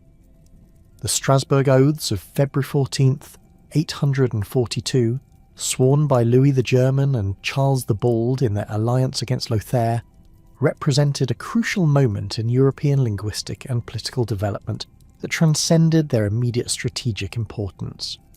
The ceremony occurred at the Cathedral of Strasbourg before assembled armies of the two brothers, who had recognised that their individual resources were insufficient to challenge Lothair's imperial authority effectively. The location's symbolic significance, situated at the intersection of Germanic and Romance linguistic territories, emphasised the cultural diversity that characterised the Carolingian Empire, while highlighting the political divisions that threatened its unity. The oath's most remarkable feature was their delivery in vernacular languages, rather than the Latin that had served as the exclusive medium for official Carolingian documents since the dynasty's rise to power. Louis the German swore his oath in a Romance dialect that Charles the Bald's followers could understand, while Charles reciprocated by speaking in a Germanic dialect comprehensible to Louis's warriors. This linguistic accommodation reflected practical necessities for communicating with armies composed of soldiers who possessed little or no knowledge of Latin, while simultaneously acknowledging the emergence of distinct regional identities that transcended traditional tribal or territorial boundaries. The Romance version of the oath, preserved in contemporary chronicles, provides invaluable evidence for the development of Old French from its Latin origins during the early medieval period. The text demonstrates sophisticated understanding of vernacular grammar and vocabulary that suggests extensive prior use of Romance dialects for administrative and legal purposes, despite the absence of written records documenting this development. The linguistic features preserved in the oath indicate that Romance vernaculars had already diverged significantly from Classical Latin, while retaining sufficient mutual intelligibility to serve as media for inter-regional communication. The Germanic version of the oath reveals similar patterns of linguistic development within the eastern territories of the Carolingian Empire, where various tribal dialects were gradually coalescing into what would eventually become Middle High German. The vocabulary and grammatical structures preserved in the text demonstrate the influence of administrative Latin on Germanic vernaculars, while maintaining distinctly Germanic syntactic patterns and phonetic characteristics. The oath's preservation in written form suggests that Germanic dialects had achieved sufficient standardization to serve official purposes, marking an important stage in the development of German literary culture. The political implications of the Strasbourg Oaths extended far beyond their immediate strategic objectives to encompass fundamental questions about the nature of political loyalty and cultural identity within the Carolingian Empire. The brothers' decision to communicate in vernacular languages rather than Latin represented implicit acknowledgement that effective political authority required accommodation of regional linguistic preferences rather than imposition of uniform cultural standards. This recognition marked a significant departure from Charlemagne's policies, which had emphasised Latin literacy and cultural uniformity as foundations for imperial unity. The oaths also established important precedents for contractual relationships between rulers that would influence the development of medieval political theory and diplomatic practice. The detailed terms of the alliance, including mutual defence obligations and territorial agreements, created binding legal commitments that transcended personal loyalty relationships, traditionally governing royal cooperation. The public nature of the ceremony, conducted before assembled armies and recorded by contemporary chroniclers, demonstrated understanding that political agreements required public witness and documentation to ensure their effectiveness and permanence. The military campaigns that followed the Strasbourg Oaths reveal the continuing strength of imperial resources under Lothaire's control, while demonstrating the effectiveness of coordinated opposition by his brothers. The battles fought throughout 842 and early 843 showcased tactical innovations and strategic planning that reflected the military sophistication achieved by Carolingian armies during decades of continuous warfare. However, the conflicts also revealed the devastating impact of civil war on the empire's economic resources and administrative capabilities, as competing armies devastated agricultural regions and disrupted commercial networks that had flourished under unified imperial governance. The negotiations leading to the Treaty of Verdun began in earnest during the spring of 843, as military stalemate and economic exhaustion forced the three brothers to seek diplomatic resolution of their conflicts. The preliminary discussions, conducted through ecclesiastical intermediaries who retained credibility with all parties, addressed fundamental questions about territorial boundaries, administrative authority, and the future structure of Carolingian governance. The complexity of these negotiations reflected the empire's ethnic diversity, economic interdependence, and the practical difficulties of creating viable political units from territories that had been governed as a unified system for over 4 decades. The Treaty of Verdun, concluded in August 843, established the tripartite division of the Carolingian Empire that would shape European political development for centuries.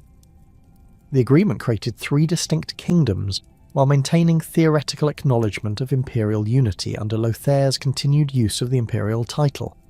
However, the practical provisions of the treaty established precedents for territorial sovereignty and political independence that effectively ended unified Carolingian governance while creating the foundations for the later development of France, Germany, and Italy as separate political entities.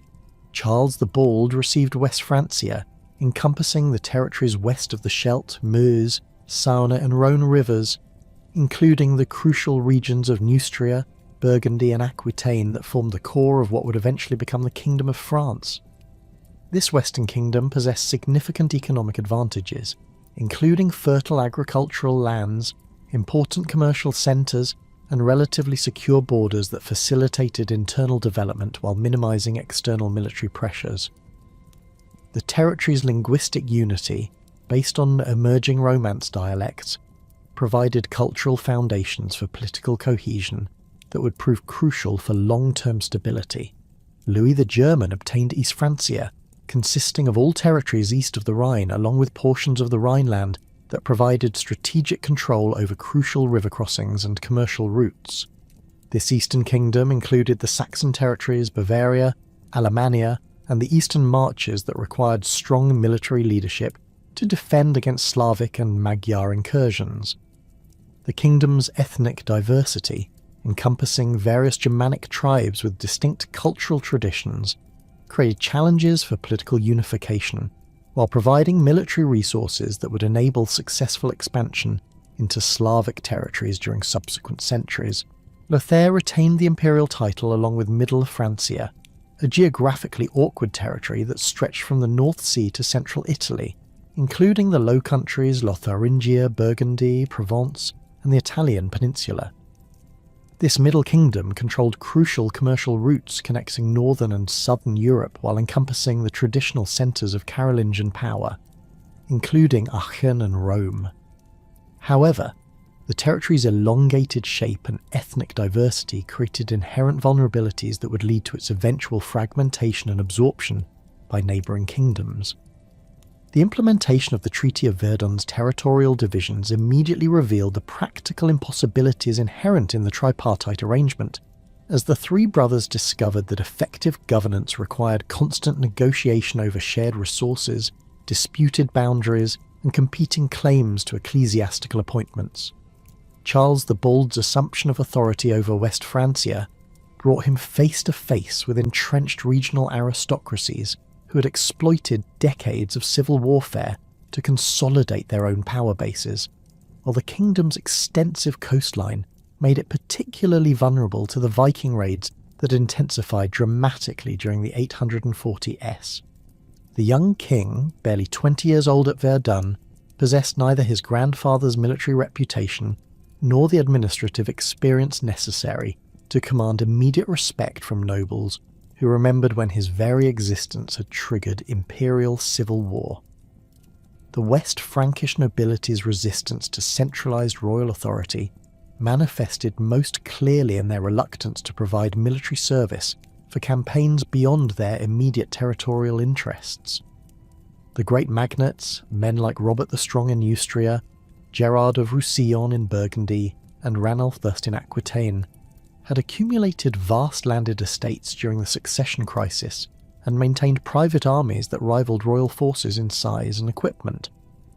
These aristocrats viewed Charles's attempts to reassert royal prerogatives as threats to the autonomous authority they had enjoyed during the chaotic 830s, leading to a pattern of grudging cooperation punctuated by outright rebellion whenever royal demands exceeded their tolerance. The kingdom's financial resources, severely depleted by years of civil conflict, proved inadequate for maintaining the extensive military forces necessary to defend against external threats while suppressing internal rebellions. The royal treasury, traditionally replenished through tribute from conquered territories and profits from royal estates, faced unprecedented demands as Viking raiders targeted the wealthy monasteries and commercial centres that had provided much of the crown's revenue. Charles's attempts to increase taxation on noble estates met fierce resistance from aristocrats who claimed ancient privileges exempting them from royal levies, forcing the king to rely on ecclesiastical resources that generated resentment among church leaders. The Viking threat to West Francia intensified dramatically after 845 when Ragnar's fleet sailed up the Seine and captured Paris, extracting a massive tribute of 7,000 pounds of silver before withdrawing. This successful raid demonstrated the vulnerability of Frankish river systems to seaborne attacks while revealing the inadequacy of existing defensive arrangements that had been designed primarily to counter land-based invasions. The Vikings' shallow draft longships could navigate far inland along the Seine, Loire and Garonne rivers, enabling them to strike at targets hundreds of miles from the coast before royal forces could respond effectively. Charles the Bald's initial responses to Viking incursions reflected the limited options available to a monarch whose military resources were stretched thin by competing demands. The king's attempts to organise coordinated resistance founded on the reluctance of regional magnates to commit their forces to campaigns that primarily benefited other territories. While his efforts to negotiate tribute payments generated criticism from nobles who viewed such arrangements as shameful capitulation to pagan enemies, the construction of fortified bridges across major rivers begun in the 860s, represented a more successful defensive strategy that combined engineering innovation with practical military necessity. The fortified bridges at Pont de l'Arche on the Seine and similar structures on other rivers employed sophisticated construction techniques that reflected the survival of Roman engineering knowledge within Carolingian administrative circles. These installations featured stone piers supporting wooden superstructures that could be dismantled quickly to prevent enemy passage, while adjacent fortifications housed permanent garrisons equipped with crossbows and other weapons effective against Viking raiders. The bridge's strategic placement at narrow points, where rivers could be completely blocked, forced Viking fleets to attempt costly assaults on prepared positions rather than bypassing defences through alternative routes. The effectiveness of these defensive measures became apparent during the Siege of Paris in 885-886, when Count Odo's successful defence of the fortified bridges prevented a massive Viking army from advancing further up the Seine. The siege, lasting nearly a year, demonstrated both the resilience of well-prepared Frankish defences and the continuing limitations of royal authority when confronted by determined enemies. Charles the Fat's eventual arrival with a relief army resulted in another tribute payment rather than decisive military victory, highlighting the persistent gap between Carolingian ambitions and capabilities. The noble rebellions that plagued Charles the Bald's reign reflected deeper structural problems within West Frankish society that transcended personal conflicts between king and aristocrats. The magnates' resistance to royal authority stemmed partly from their control over vast territorial complexes that functioned as semi-independent principalities with their own administrative systems, military forces, and economic resources. Men like Robert the Strong had accumulated counties, abbacies, and other offices that provided them with revenues exceeding those available to the king himself, creating power imbalances that made effective royal governance nearly impossible. The rebellion of 858, led by Robert the Strong and supported by Louis the German's intervention, illustrated the international dimensions of West Frankish political instability. Robert's ability to coordinate with the East Frankish king demonstrated the continuing connections between aristocratic families across the newly established borders, while Louis's willingness to support rebels against his brother revealed the fragility of the Verdun settlement. The rebellion's ultimate failure resulted more from Louis the German's inability to sustain military operations in Western territories than from Charles the Bald's effective countermeasures. The ecclesiastical dimension of these political conflicts added religious legitimacy to what might otherwise have appeared as simple power struggles between competing aristocratic factions. Bishops and abbots, many of whom owed their appointments to royal favour, found themselves caught between loyalty to the crown and pressure from local magnates who controlled the landed estates that supported their institutions. The resulting compromises often involved complex arrangements where ecclesiastical leaders acknowledged royal authority in spiritual matters while accepting noble influence over temporal affairs. Louis the German's consolidation of East Francia proceeded along different lines that reflected both the kingdom's distinct ethnic composition and the particular challenges posed by its extensive frontier borders with Slavic territories. The Eastern Kingdom's population included Saxons, Bavarians, Alemanni, and Franks, each group maintaining distinct legal traditions, cultural practices, and political structures that required careful accommodation within a unified governmental system. Louis's success in managing this diversity stemmed partly from his willingness to work through existing tribal leadership structures, rather than attempting to impose uniform administrative arrangements throughout his territories. The development of the stem duchies in East Francia represented Louis the German's most significant contribution to medieval German political organisation. These territorial units, Saxony, Bavaria, Swabia, and Franconia, combined tribal identity with administrative efficiency by granting extensive autonomy to regional leaders while maintaining their subordination to royal authority. The dukes who governed these territories possessed hereditary claims to leadership within their respective tribal groups, but their authority derived ultimately from royal appointment and could be revoked for disloyalty or incompetence. The Saxon duchy under the leadership of the Liudolfing family exemplified the successful integration of tribal traditions with Carolingian administrative practices. The Liudolfings had established their prominence through military service against Slavic enemies and careful cultivation of relationships with both royal authorities and local aristocrats. Their control over the Saxon duchy provided them with the resources necessary to conduct continuous warfare against the Sorbs, Obotrites, and other Slavic peoples, while maintaining internal stability through patronage networks that rewarded loyal supporters with land grants and administrative positions. The Bavarian duchy presented different challenges due to its history of semi-independence and the continuing influence of the Agilolfing family's former supporters. Louis the German's decision to grant the duchy to his eldest son Carloman in 865 reflected both the territory's strategic importance and the need for strong leadership to coordinate defence against Magyar incursions. Carloman's administration of Bavaria demonstrated the effectiveness of combining royal authority with regional expertise, as his familiarity with local conditions enabled him to organise successful military campaigns while maintaining the loyalty of Bavarian aristocrats. The Eastern Frontier's military requirements shaped the development of distinctive East Frankish institutions that differed markedly from those emerging in West Francia. The continuous warfare against Slavic peoples necessitated the maintenance of large cavalry forces equipped for rapid deployment across vast distances, while the need to defend scattered settlements required extensive networks of fortified positions that could shelter local populations during enemy raids. These military necessities encouraged the development of a warrior aristocracy whose primary obligations involved frontier defence rather than the court service that characterised West Frankish nobility. The Slavic campaigns conducted by Louis the German and his sons achieved significant territorial expansion, while demonstrating the military effectiveness of East Frankish forces when properly organised and equipped.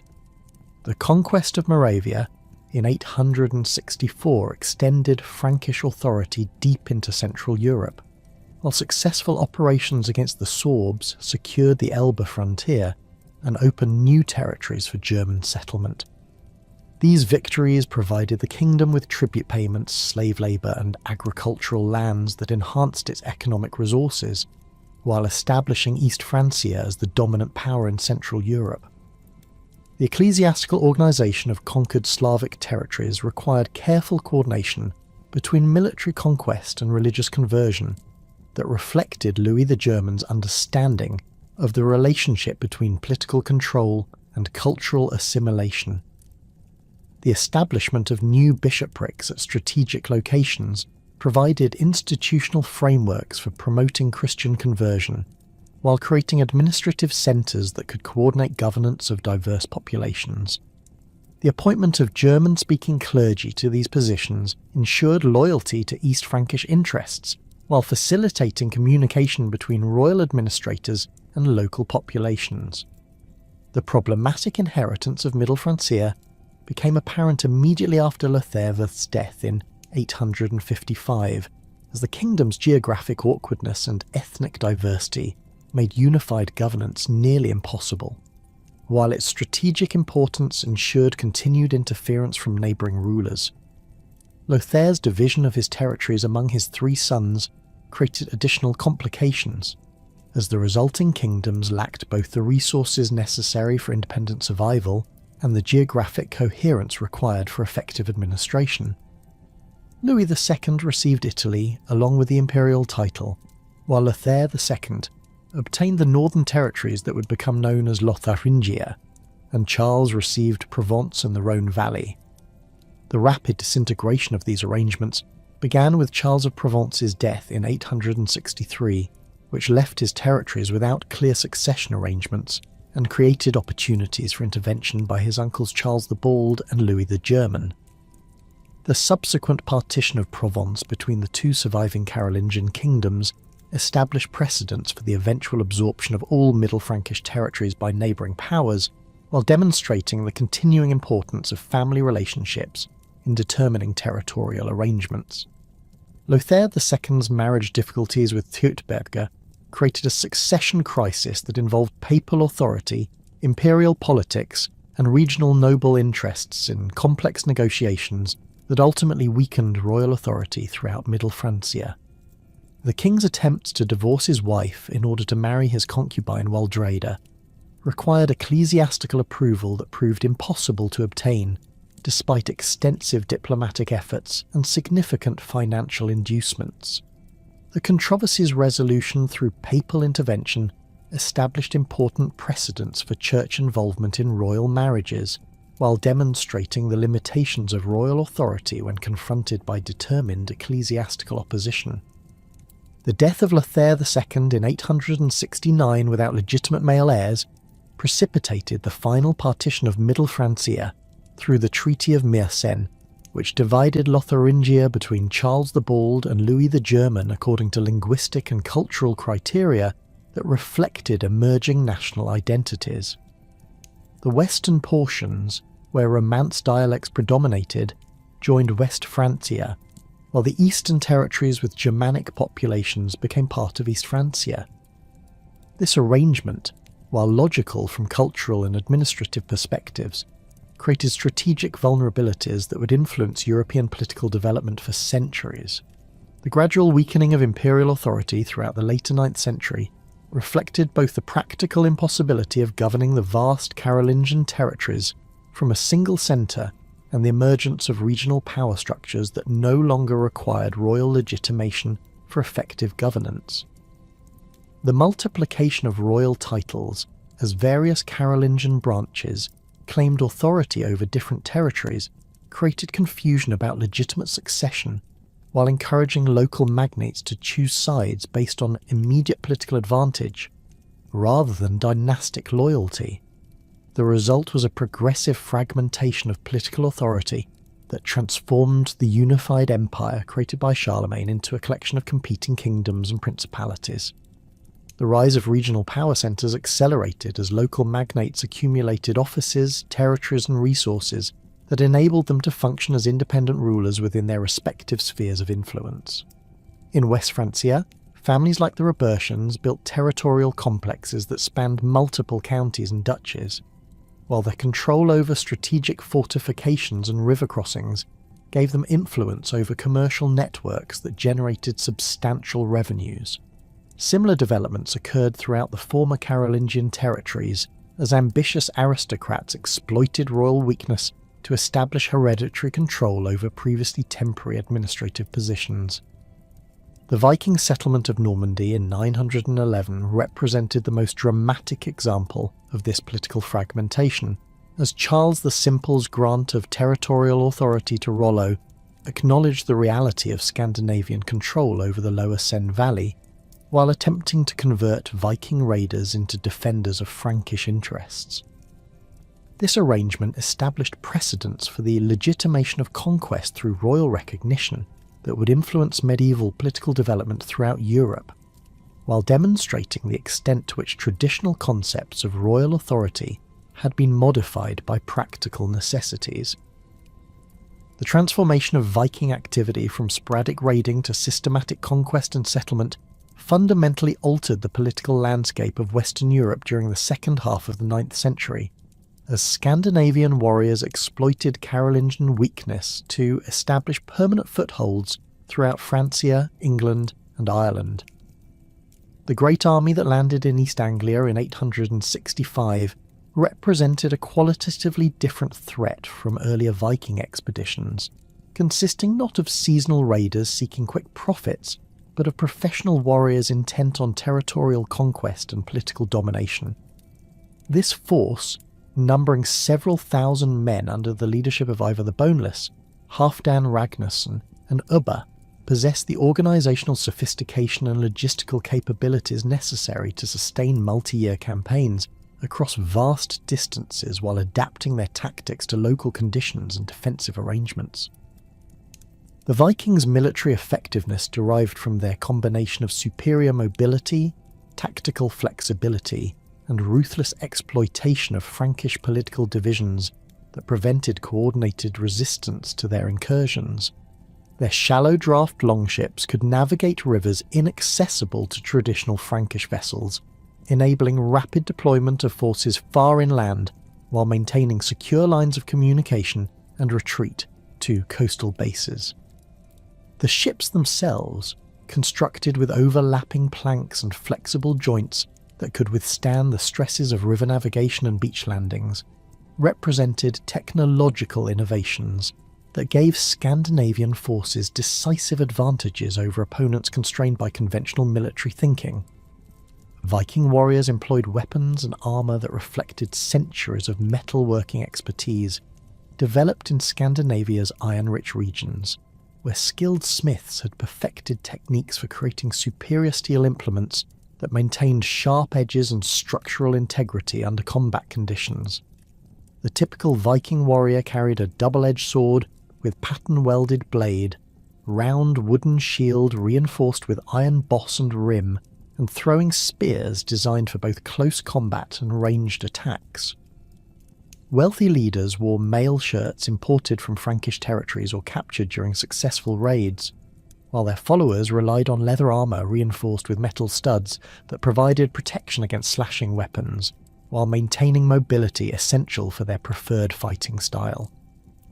The psychological impact of Viking warfare proved as devastating as their material destruction, as Scandinavian raiders deliberately employed terror tactics designed to paralyse resistance and encourage submission from targeted populations.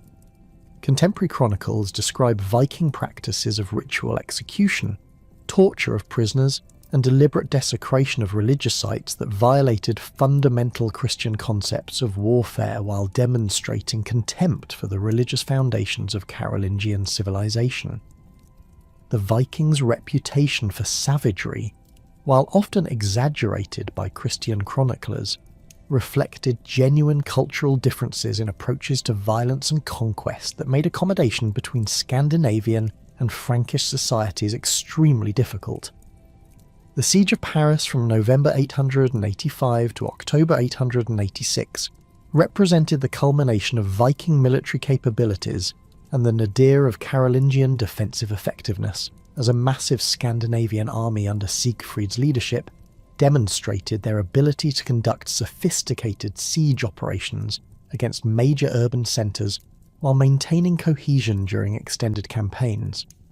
The Viking force, estimated at 700 ships and 30,000 warriors, had sailed up the Seine during the autumn of 885 with the intention of continuing inland to attack Burgundy and other wealthy regions that had previously escaped major devastation. The fortified bridges constructed during Charles the Bald's reign blocked their passage at Paris, forcing the Vikings to attempt the reduction of these defensive works through direct assault and systematic siege techniques. Count Odo's defence of Paris showcased both the potential effectiveness of well-prepared Frankish resistance and the limitations of royal authority when confronted by determined enemies who possessed superior numbers and equipment.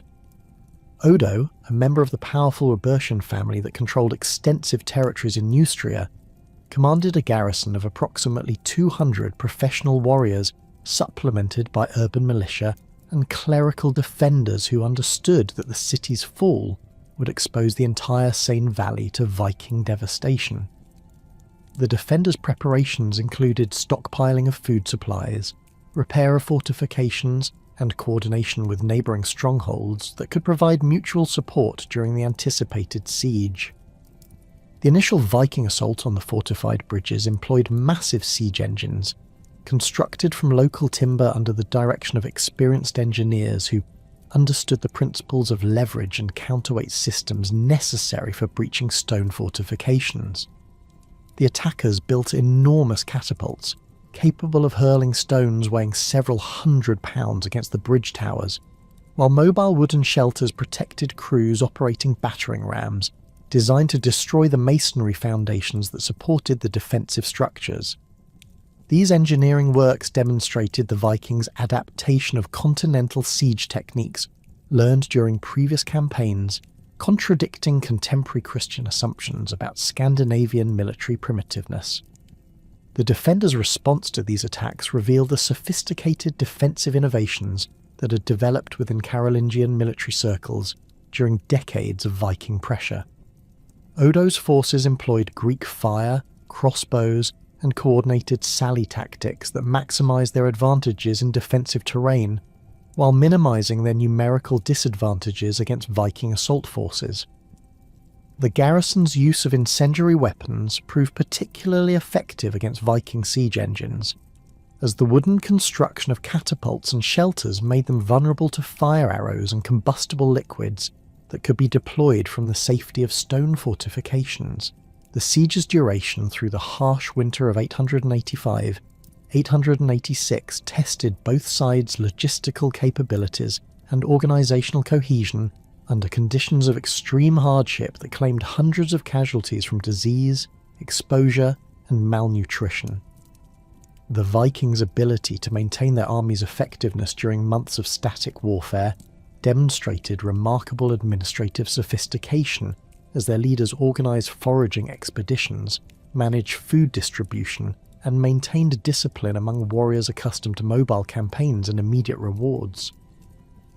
The defenders faced equally severe challenges in maintaining morale and combat readiness, while enduring constant threat of assault and the psychological pressure of isolation from external support. The arrival of Charles the Fat with a relief army in October 886 initially appeared to herald decisive Frankish victory, as the emperor commanded forces that significantly outnumbered the Viking besiegers while possessing superior heavy cavalry that could exploit the open terrain surrounding Paris. However, Charles's decision to negotiate tribute payment rather than risk battle revealed the fundamental weakness of imperial authority and the extent to which Carolingian military capabilities had deteriorated since Charlemagne's time. The emperor's agreement to pay £700 of silver in exchange for Viking withdrawal generated widespread criticism from nobles who viewed such arrangements as shameful capitulation that encouraged further enemy demands. The emergence of powerful noble families as autonomous regional authorities accelerated dramatically during the Viking crisis, as aristocrats who successfully defended their territories against Scandinavian attacks gained prestige and resources that enabled them to challenge royal prerogatives with increasing boldness. The Robertian family's rise to prominence exemplified this process, as their effective leadership during the Paris siege established their reputation as the kingdom's primary defenders, while demonstrating royal inadequacy in protecting vital national interests. Count Odo's subsequent election as King of West Francia in 888 represented the logical culmination of this transfer of authority from ineffective Carolingian rulers to competent regional leaders. Robert the Strong's earlier campaigns against Viking raiders in the Loire Valley had established the family's military credentials while providing them with extensive territorial holdings that formed the foundation for their later political dominance. Robert's death in battle against Vikings at Prissart in 866 enhanced his reputation as a martyred defender of Christian civilization, while ensuring that his sons inherited both substantial material resources and the moral authority that derived from their father's sacrifice. The Robertians' subsequent accumulation of counties, abbacies, and military commands throughout Neustria created a territorial complex that rivaled royal domains in extent and exceeded them in effective governance. Similar processes occurred throughout the former Carolingian territories, as local strongmen who proved capable of organising effective resistance to external threats accumulated power and authority that had previously belonged to royal officials. In Flanders, Baldwin Ironarm established control over the coastal regions through his marriage to Charles the Bald's daughter Judith, and his successful defence against Viking incursions, creating a principality that would remain largely independent of royal authority for centuries. The Count's fortification of strategic positions along the Scheldt and other rivers provided security for commercial activities that generated revenues far exceeding those available to impoverished royal administrations. The Marquis of Gothia, Bernard Plantaveleu, demonstrated similar independence in organising the defence of southern Francia against both Viking raiders and Saracen incursions from Spain, accumulating territorial authority that extended from the Pyrenees to the Rhone Valley. Bernard's success in coordinating resistance efforts among previously fractious southern nobles established precedents for regional confederation that bypassed royal authority, while providing more effective governance than distant monarchs could offer. His control over strategic mountain passes and commercial routes enabled him to function as an independent ruler whose authority derived from demonstrated competence rather than royal appointment. The crisis of royal authority reached its nadir with the deposition of Charles the Fat in 887, an event that effectively ended any pretense of unified Carolingian governance, while demonstrating the complete breakdown of the political system created by Charlemagne's conquests.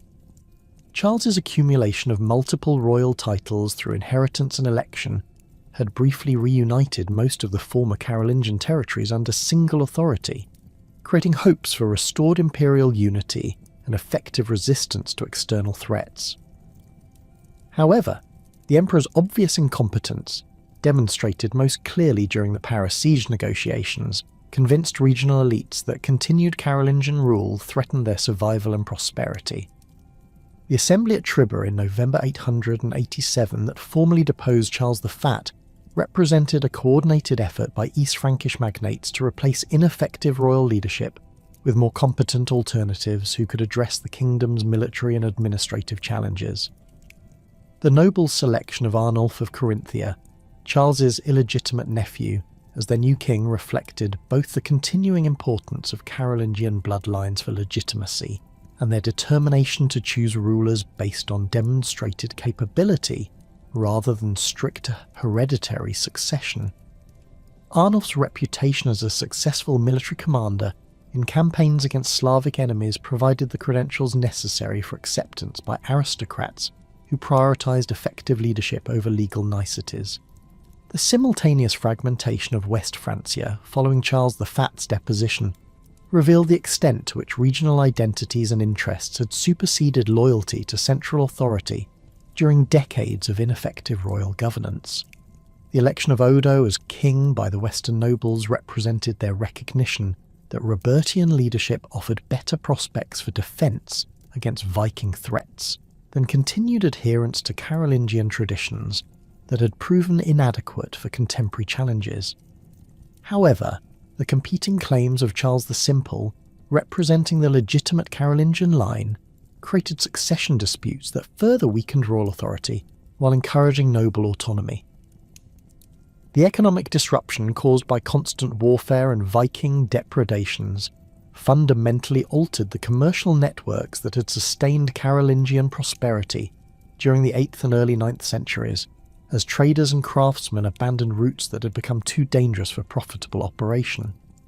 The destruction of major commercial centres like Quentovich, Dorestad, and numerous riverside settlements eliminated crucial nodes in the trading systems that had connected northern and southern Europe through river transport and overland routes.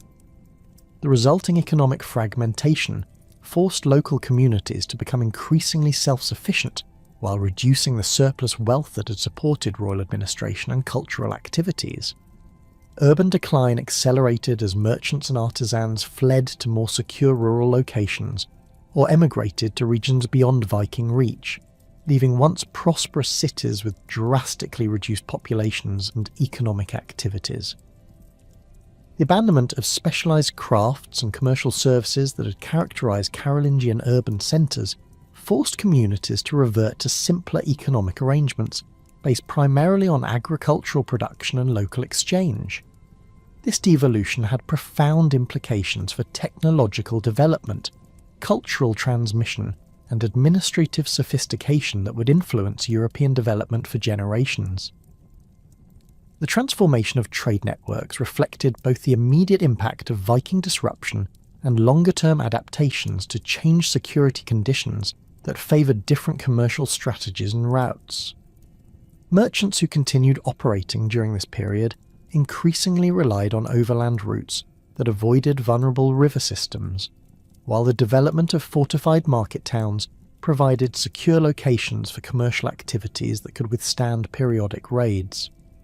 The emergence of new trading partnerships with Scandinavian merchants who had settled in conquered territories created opportunities for economic recovery, though these arrangements required fundamental changes in traditional commercial practices and relationships.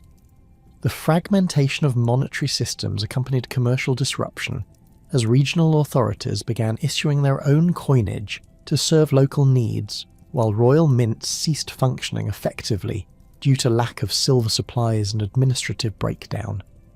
The proliferation of different currency standards complicated interregional trade while reflecting the political fragmentation that had replaced unified Carolingian governance. Local coinages often employed reduced silver content or alternative metals that maintained purchasing power within limited geographical areas while becoming unacceptable in distant markets. Agricultural production suffered severely from the combination of direct Viking attacks on rural settlements and the broader disruption of social and economic relationships that had sustained Carolingian rural prosperity. The destruction of monasteries and their extensive agricultural estates eliminated major sources of surplus production, while disrupting the technological innovations and improved farming techniques that monastic communities had developed and disseminated. The flight of rural populations to fortified locations or distant regions reduced the labour force available for agricultural work, while abandoning previously cultivated lands to wilderness. The collapse of effective royal administration eliminated the legal and institutional frameworks that had regulated agricultural production, land tenure, and commercial relationships throughout the Carolingian period. Local strongmen who assumed authority over abandoned territories often lacked the administrative expertise or institutional memory necessary to maintain complex agricultural systems, leading to simplified arrangements that reduced overall productivity while providing greater security for reduced populations. The development of more localized economic relationships reflected both practical necessities and the breakdown of larger political and commercial structures that had characterized the Carolingian Empire at its height. The death of Charles the Fat in 888 marked the effective end of unified Carolingian rule, but the dynasty's struggle for survival continued through a series of increasingly desperate attempts at restoration that revealed both the persistent appeal of Carolingian legitimacy and the fundamental changes in European political structures that made such restoration ultimately impossible. Charles the Simple's eventual recognition as King of West Francia in 898, following a decade of civil war with the Robertian usurper Odo, represented not a genuine revival of Carolingian power, but rather a temporary accommodation between competing noble factions who found it convenient to maintain the fiction of royal authority while exercising real control through their own territorial networks and military resources. And the young Carolingians' physical appearance and demeanour reflected the dynasty's reduced circumstances, as contemporary chroniclers described a man of modest stature and unremarkable bearing who lacked the commanding presence that had characterised his great predecessors. Charles's pale complexion, thinning hair, and nervous mannerisms suggested a ruler more comfortable with scholarly pursuits than the brutal realities of 9th century warfare, though his education in classical Latin and canon law provided him with intellectual credentials that exceeded those of most contemporary monarchs. His court at Laon, while maintaining the ceremonial trappings of royal dignity, operated on a fraction of the resources available to earlier Carolingian rulers, with a handful of clerical advisors and a small retinue of household knights, replacing the elaborate administrative apparatus that had once governed half of Europe. The restoration of Charles the Simple occurred within the context of continued Viking pressure that had forced even the most independent-minded nobles to recognise the advantages of coordinated resistance under royal leadership, however nominal that leadership might be in practice. The Great Army's establishment of permanent bases along the Seine, Loire and other major rivers had created a strategic situation where individual noble strongholds, regardless of their local strength, remained vulnerable to coordinated Scandinavian attacks that could overwhelm isolated defenders through superior numbers and mobility. The Robertians' decision to support Charles's restoration reflected their calculation that royal legitimacy could facilitate the broader coalitions necessary for effective anti-Viking warfare while preserving their own regional autonomy within a revived monarchical framework. The Treaty of Saint-Clair-sur-Epte in 911 between Charles the Simple and the Viking leader Rollo represented the most significant diplomatic achievement of the late Carolingian period, establishing the Duchy of Normandy as a buffer state that would transform former raiders into defenders of Frankish interests, while creating precedents for the integration of foreign warrior elites into existing political structures. The negotiations, conducted at the Monastery of St. Clair under ecclesiastical supervision, required careful balance between Frankish desires for security and Viking demands for territorial recognition that acknowledged their conquest rights, while providing legal frameworks for continued settlement and expansion. Rollo himself embodied the cultural transformations occurring throughout Viking-dominated territories, as the Norwegian chieftain had adapted his leadership style to accommodate both Scandinavian warrior traditions and Frankish administrative practices that governed his new subjects. Standing nearly 6 feet tall with the broad shoulders and scarred hands of a veteran warrior, Rollo possessed the physical presence necessary to command respect from his diverse followers, while demonstrating sufficient political sophistication to negotiate complex agreements with Carolingian officials.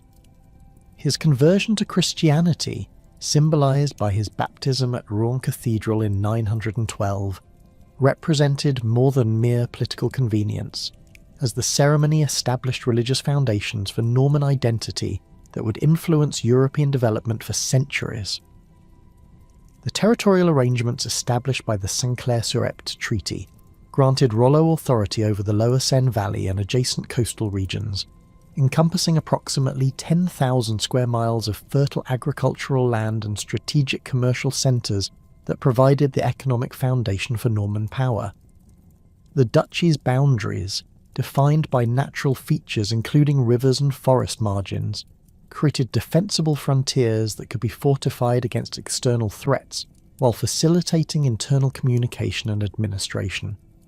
The treaty's provisions for additional territorial grants, contingent upon successful defence against other Viking raiders, established incentive structures that align Norman interests with broader Frankish security concerns. The implementation of these arrangements required extensive consultation between Norman and Frankish legal traditions that resulted in hybrid institutional structures combining Scandinavian personal loyalty relationships with Carolingian administrative practices.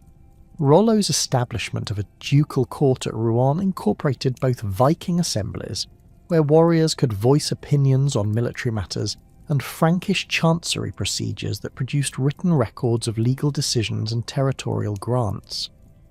The integration of existing Frankish populations with Scandinavian settlers created complex social hierarchies where ethnic identity, military service and land tenure intersected in ways that challenged traditional medieval social categories.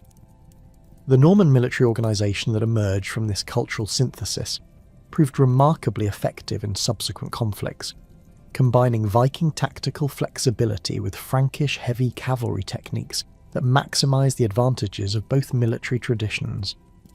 Norman warriors retained their ancestors' emphasis on individual prowess and aggressive tactics, while adopting Carolingian innovations in armour, weapons and battlefield coordination that enhanced their effectiveness against diverse enemies. The development of distinctive Norman fighting styles, particularly their use of mounted combat, combined with rapid dismounted assaults, would influence medieval warfare throughout Europe and the Mediterranean world. The economic transformation of Normandy under Rollo's leadership demonstrated the Vikings' remarkable adaptability to settled agricultural life, as former raiders became successful farmers, merchants and craftsmen who contributed to regional prosperity while maintaining their military capabilities. The restoration of abandoned agricultural estates and the establishment of new settlements along river valleys created surplus production that supported population growth and commercial development throughout the duchy.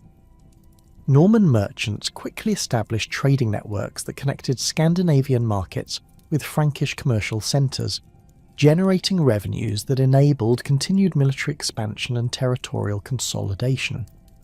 The ecclesiastical integration of Normandy into the broader Catholic world required careful negotiation between Norman political autonomy and papal authority that established precedents for church-state relations throughout medieval Europe. The restoration of destroyed monasteries and the foundation of new religious houses provided institutional frameworks for cultural assimilation, while preserving Norman political independence from external ecclesiastical control. The appointment of Norman nobles to episcopal positions created religious hierarchies that supported ducal authority, while maintaining communion with Rome and other Catholic centres. The gradual emergence of the Capetian dynasty as the primary challenger to Carolingian authority in West Francia reflected broader changes in European political culture that favoured proven military competence over hereditary claims to legitimacy. Hugh the Great's accumulation of territorial authority throughout northern Francia during the early 10th century demonstrated the continuing vitality of Robertian political strategies that combined effective local governance with strategic marriage alliances and military leadership. His control over the crucial territories between Paris and the Norman frontier provided him with resources and strategic position that enabled him to function as the kingdom's de facto ruler, while maintaining the fiction of Carolingian royal authority. The Robertian family's territorial complex encompassed dozens of counties, abbacies and strategic fortifications that generated revenues far exceeding those available to the impoverished Carolingian crown, while their network of marriage alliances connected them with powerful noble families throughout Francia and beyond. Hugh the Great's sister's marriage to Rudolph of Burgundy created connections with the emerging Burgundian kingdom, while his own matrimonial arrangements with German and Italian noble houses established diplomatic relationships that enhanced Robertian influence in international affairs. These connections provided the family with military support and political intelligence that proved crucial during succession crises and territorial disputes. The military innovations developed within Robertian territories reflected their practical experience in defending against Viking raids and suppressing noble rebellions, as Hugh the Great's forces employed tactical flexibility and logistical sophistication that distinguished them from traditional Carolingian armies. The Robertian military organisation emphasised rapid deployment of combined cavalry and infantry forces that could respond quickly to diverse threats, while maintaining the supply lines necessary for extended campaigns.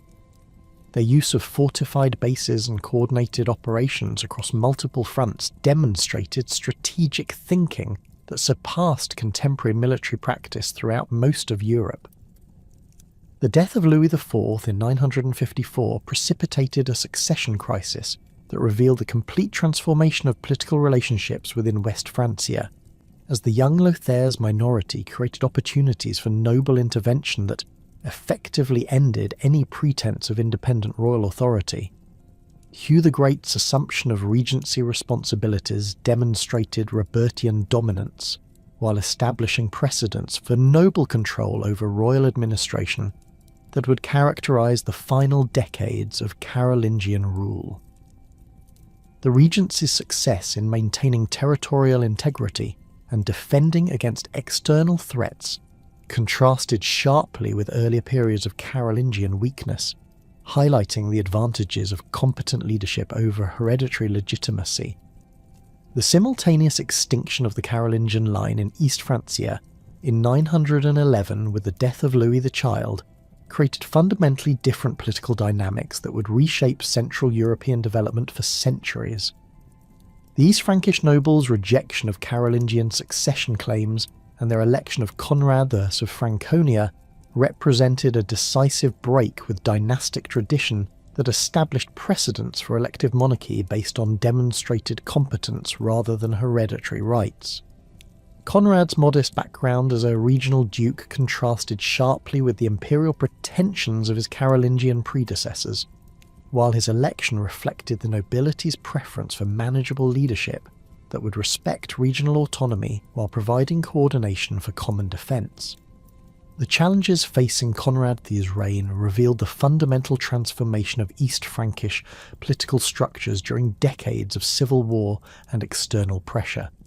As the stem duchies had evolved into virtually independent principalities, whose cooperation with royal authority remained entirely voluntary. The Saxon Duke Henry the Fowler controlled territories and military resources that exceeded those available to the king himself, while his family's reputation for successful warfare against Slavic enemies provided them with prestige that challenged royal claims to military leadership. Similar situations existed in Bavaria, Swabia, and Franconia, where ducal families had established hereditary control over their respective territories while maintaining only nominal subordination to royal authority.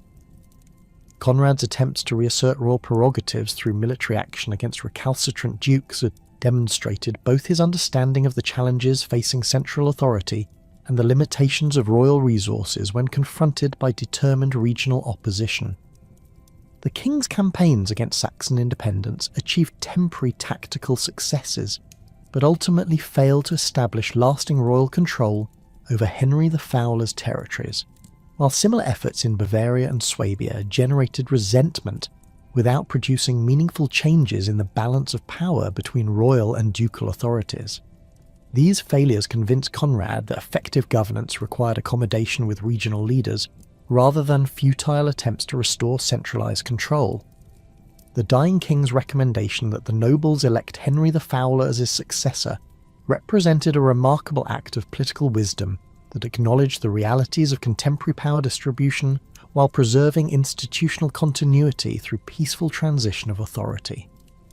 Conrad's recognition that Saxon military capabilities and territorial resources made Henry the only viable candidate for effective royal leadership demonstrated sophisticated understanding of political necessities that transcended personal or dynastic considerations. This recommendation established precedents for pragmatic succession arrangements that would influence German political development throughout the medieval period. Henry VI's election as King of East Francia in 919 marked the beginning of the Ottonian dynasty that would dominate Central European politics for over a century, while establishing the institutional foundations for the later Holy Roman Empire. The new monarch's physical appearance reflected his Saxon origins, as contemporary sources describe a tall, powerfully built man with the fair complexion and light hair, characteristic of northern Germanic peoples. His scarred hands and weathered features testified to decades of frontier warfare against Slavic enemies, while his direct manner of speech and informal court protocols demonstrated his preference for practical leadership over ceremonial display.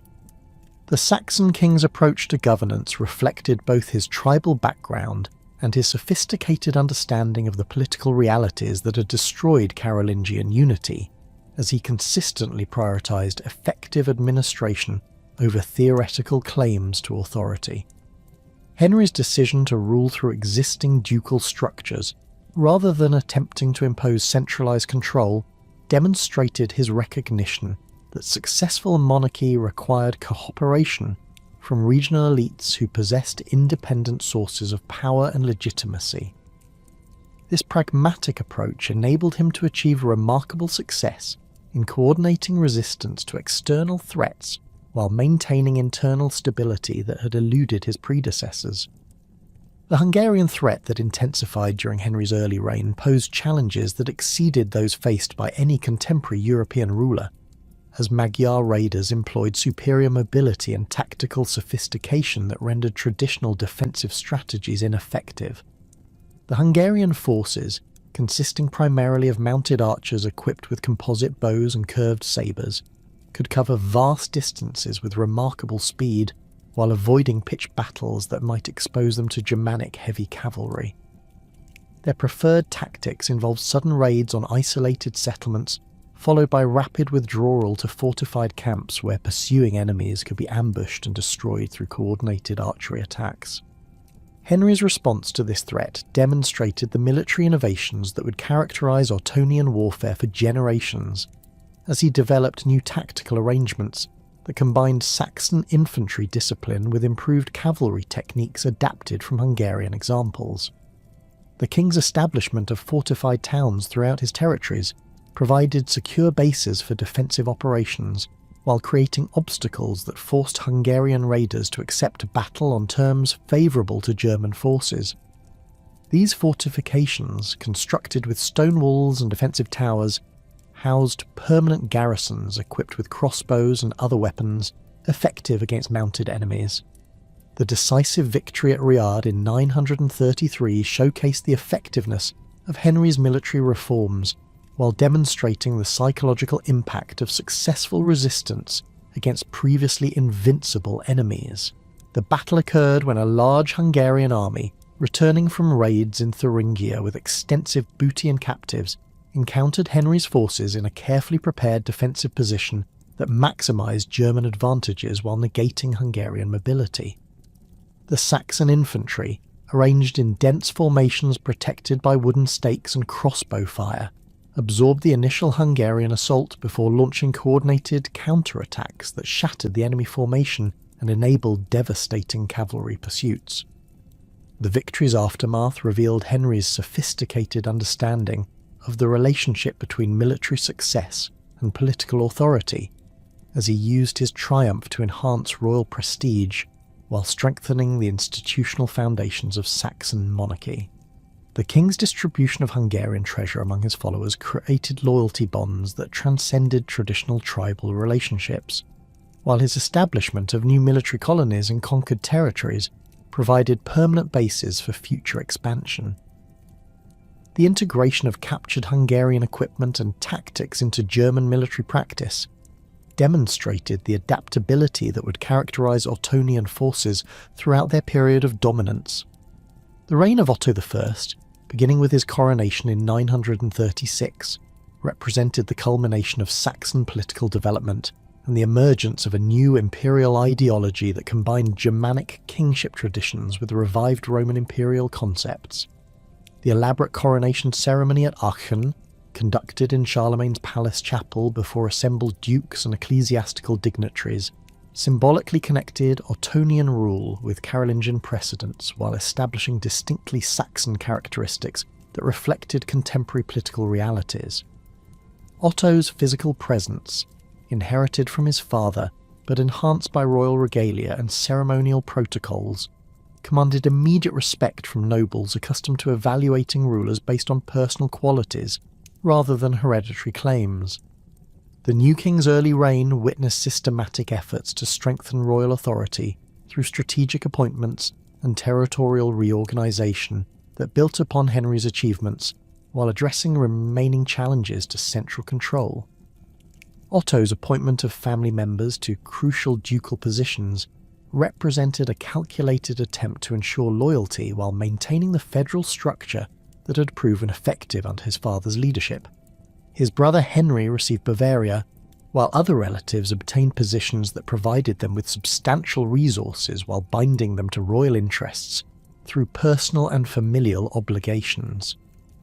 The rebellion of 939, led by Otto's younger brother Henry, and supported by various ducal factions, tested the new king's political and military capabilities while revealing the continuing tensions between royal authority and regional autonomy that characterised German politics throughout the medieval period. The rebels' coordination with external enemies, including both Hungarian raiders and Slavic princes, demonstrated the international dimensions of German internal conflicts while highlighting the strategic vulnerabilities created by political fragmentation. Otto's successful suppression of this rebellion through a combination of military force and diplomatic negotiation established his reputation as an effective ruler while eliminating major challenges to his authority. The Italian expeditions that began in 951 with Otto's intervention in support of Adelaide of Burgundy represented a fundamental expansion of German political ambitions that would transform the nature of Ottonian kingship while creating lasting connections between German and Italian political development. The king's marriage to Adelaide, widow of King Lothair of Italy, provided legal justification for his assumption of Italian royal authority while establishing dynastic connections that would influence European politics for generations.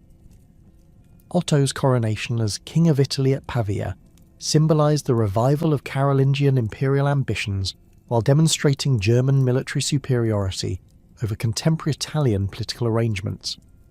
The papal appeal for German intervention against Berengar II of Ivrea created opportunities for Ottonian expansion, while establishing precedents for German involvement in Italian ecclesiastical affairs that would characterise medieval imperial policy.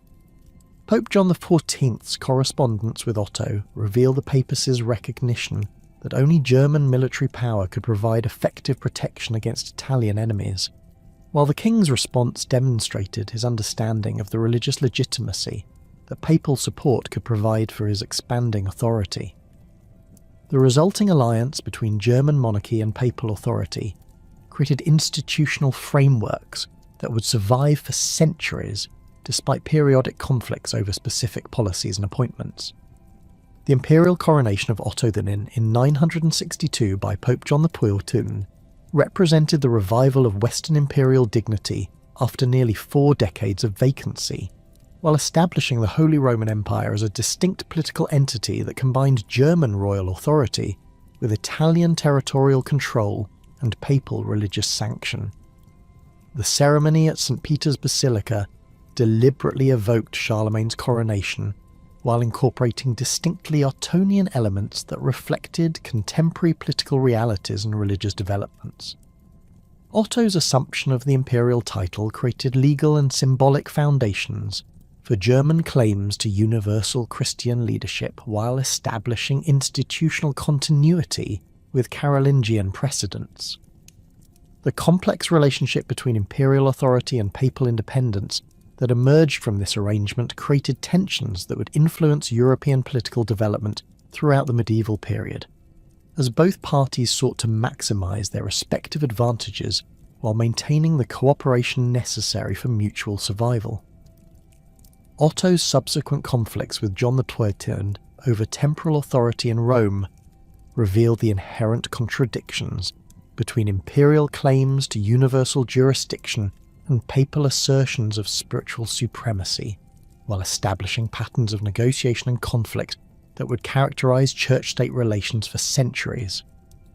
The gradual dissolution of centralised Carolingian authority during the 10th and 11th centuries precipitated fundamental transformations in European administrative structures that would define medieval governance for centuries to come. The Missi Dominici system, once the backbone of imperial oversight, evolved into increasingly localised arrangements, as regional magnates assumed permanent control over territories they had initially governed as temporary royal appointees. Count Baldwin II of Flanders exemplified this transformation, converting his original mandate to defend the coastal regions against Viking incursions into hereditary lordship over vast territories stretching from the Scheldt to the Somme rivers. His fortress at Bruges, constructed initially as a defensive outpost, became the administrative centre of a principality whose authority derived from demonstrated competence rather than royal delegation. The metamorphosis of Carolingian administrative positions into hereditary fiefs occurred through a complex process of legal innovation and practical accommodation that reflected both the breakdown of central authority and the emergence of new concepts of political legitimacy based on personal relationships rather than institutional hierarchy.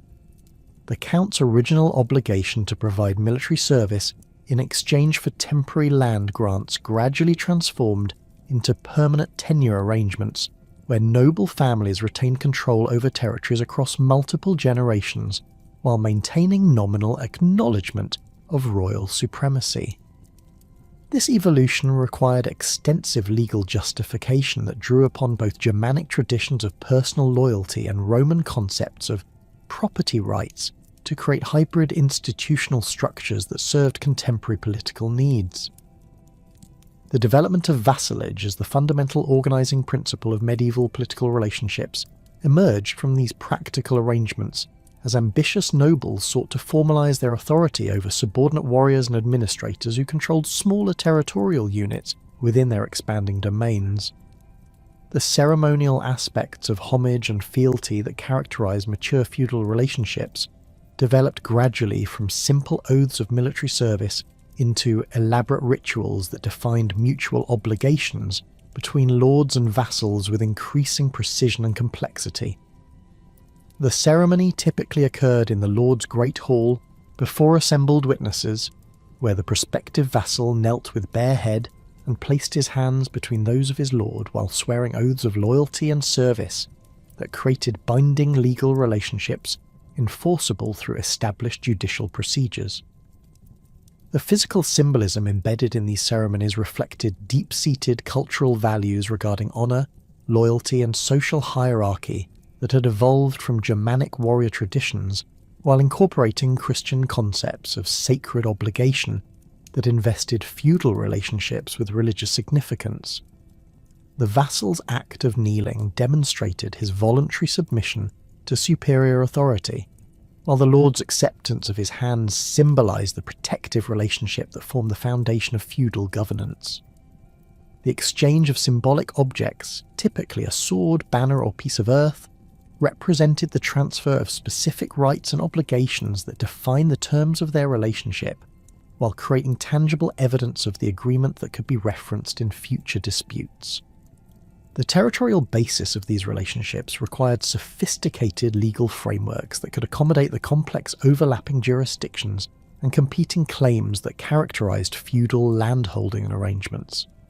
A single piece of territory might simultaneously be held as a fief from multiple lords through different legal traditions, creating situations where vassals owed competing obligations that could conflict during periods of political crisis.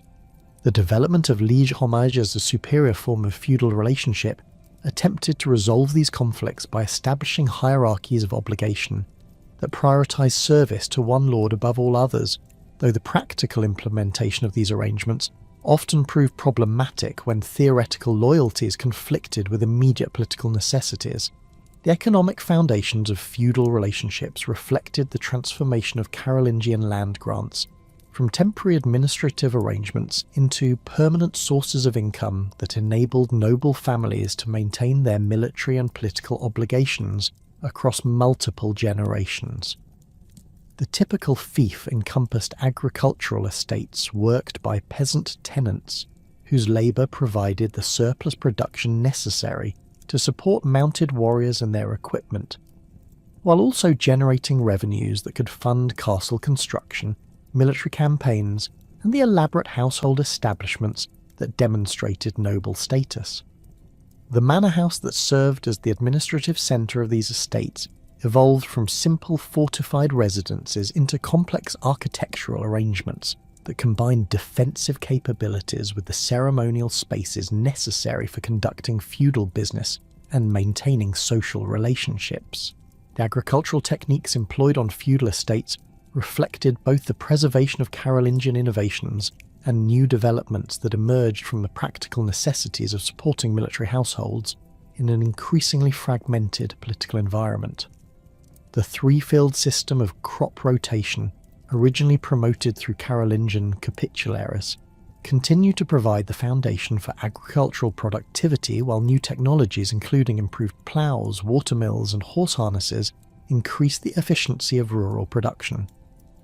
The integration of these technological advances with traditional farming practices enabled feudal estates to support larger populations while generating the surplus wealth necessary for maintaining the military capabilities that justified noble authority. The preservation and transmission of classical learning through monastic scriptoriums represented one of the most significant achievements of the Carolingian Renaissance, creating intellectual foundations that would support medieval scholarship and cultural development throughout the feudal period. The monastery of St. Gall in modern Switzerland exemplified the sophisticated institutional arrangements that enabled religious communities to maintain extensive libraries and copying operations, despite the political instability that characterized the post-Carolingian era. The monastery's scriptorium, housed in specially constructed buildings with large windows that provided optimal lighting conditions, employed teams of trained scribes who worked under the supervision of learned monks to produce accurate copies of classical texts, patristic writings, and contemporary scholarly works. The technical innovations developed within Carolingian scriptoriums established standards for manuscript production that would influence European literary culture for centuries, as the standardized procedures for preparing parchment, mixing inks, and organizing page layouts created visual consistency that facilitated the transmission of texts across vast geographical distances. The development of systematic abbreviation conventions enabled scribes to reduce the time required for copying lengthy works while maintaining textual accuracy, while the use of distinctive scripts for different types of content helped readers navigate complex manuscripts that might contain multiple works by various authors. The integration of illuminated initials and decorative elements with textual content created manuscripts that served both practical and aesthetic functions while demonstrating the cultural sophistication of their monastic creators. The educational curricula preserved within monastic schools provided the intellectual foundation for medieval learning while adapting Carolingian educational innovations to contemporary needs and resources. The trivium of grammar, rhetoric, and dialectic continued to form the basis for elementary education, while the quadrivium of arithmetic, geometry, astronomy, and music provided advanced instruction for students preparing for ecclesiastical careers or administrative positions within feudal hierarchies. The preservation of classical Latin texts within monastic libraries ensured that medieval scholars retained access to Roman literary and philosophical traditions, while the copying and commentary activities of monastic scholars created new intellectual syntheses that combined classical learning with Christian theology and contemporary practical knowledge. The transformation of Carolingian palace schools into cathedral schools and emerging university centres reflected the decentralisation of educational authority that accompanied broader political fragmentation, as regional ecclesiastical centres assumed responsibility for maintaining educational institutions that had previously operated under direct imperial patronage. The cathedral school at Chartres emerged as a particularly important centre of learning during the 11th and 12th centuries, where scholars like Fulbert of Chartres developed innovative approaches to theological education that combined rigorous textual analysis with practical training for ecclesiastical administration. The school's curriculum emphasised both classical literary studies and contemporary theological debates, preparing graduates for leadership positions within the church hierarchy while maintaining intellectual connections with other educational centres throughout Europe. The legal legacy of Carolingian legislation, embodied primarily in the extensive collection of capitularies issued by Charlemagne and his successors, provided foundational principles for medieval European jurisprudence that influenced legal development throughout the feudal period and beyond. The Capitula de Villes, which established comprehensive regulations for the management of royal estates, continued to serve as a model for agricultural administration long after the dissolution of centralised Carolingian authority, while its detailed provisions regarding crop rotation, animal husbandry, and craft production influenced manorial organisation throughout medieval Europe. The legal principles embedded in these regulations, particularly their emphasis on written documentation and systematic record-keeping, established precedents for administrative efficiency that would be adopted by feudal lords seeking to maximise revenues from their territorial holdings. The ecclesiastical legislation contained within Carolingian capitularies created institutional frameworks for church-state cooperation that survived the political fragmentation of the empire, while providing models for religious reform throughout the medieval period. The Admonitio Generalis of 789, which established comprehensive standards for clerical education and monastic discipline, continued to influence ecclesiastical legislation throughout Europe as regional church councils adapted its provisions to local conditions and contemporary challenges.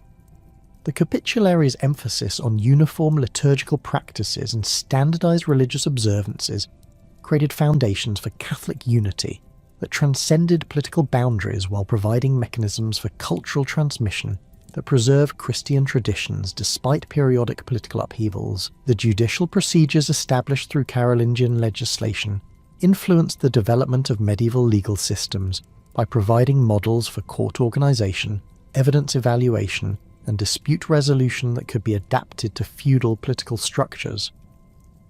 The emphasis on written documentation and witness testimony that characterised Carolingian legal practice established precedents for procedural regularity that distinguished medieval European law from contemporary legal traditions in other regions. The integration of Roman legal principles with Germanic customary law that occurred within Carolingian courts created hybrid legal systems that provided frameworks for resolving the complex jurisdictional disputes that characterized feudal society while maintaining connections with classical legal traditions. The geographical foundations established through Carolingian territorial organization created lasting frameworks for European political development that would influence the emergence of national monarchies throughout the medieval and early modern periods. The linguistic boundaries that had emerged during the Treaty of Verdun negotiations reflected underlying cultural divisions that would eventually crystallize into distinct national identities, as the Romance-speaking populations of West Francia developed political and cultural institutions that differed markedly from those of their Germanic neighbours in East Francia. The administrative divisions created by Carolingian territorial arrangements provided organisational frameworks that regional authorities could adapt to their particular needs, while maintaining sufficient institutional continuity to facilitate communication and cooperation across political boundaries. The kingdom that emerged from West Francia under Capetian leadership retained essential characteristics of Carolingian administrative organisation, while adapting these institutions to the realities of feudal governance that emphasised personal relationships over bureaucratic hierarchy. The royal domain centred on Paris and the Ile-de-France provided the Capetian monarchs with a territorial base that enabled them to exercise effective authority over their immediate surroundings, while gradually extending their influence over nominally subordinate feudal principalities through strategic marriages, military campaigns, and diplomatic negotiations. The preservation of Carolingian legal traditions within royal courts provided institutional continuity that facilitated the eventual restoration of centralised authority under later medieval monarchs who could claim legitimacy through their connection with both Carolingian precedents and feudal relationships.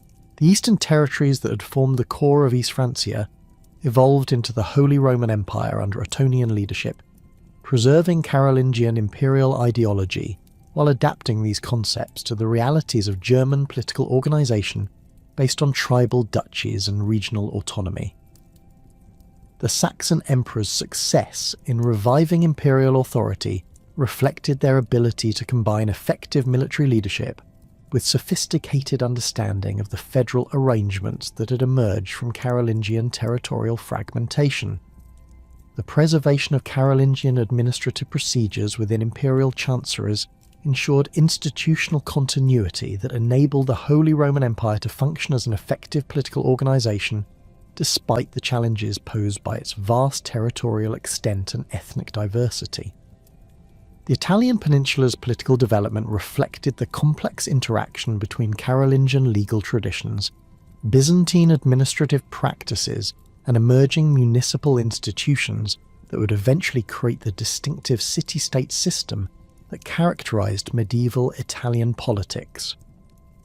The preservation of Carolingian legal codes within Italian courts provided frameworks for resolving disputes between different ethnic and cultural communities while facilitating commercial relationships that connected Italian markets with Northern European trading networks.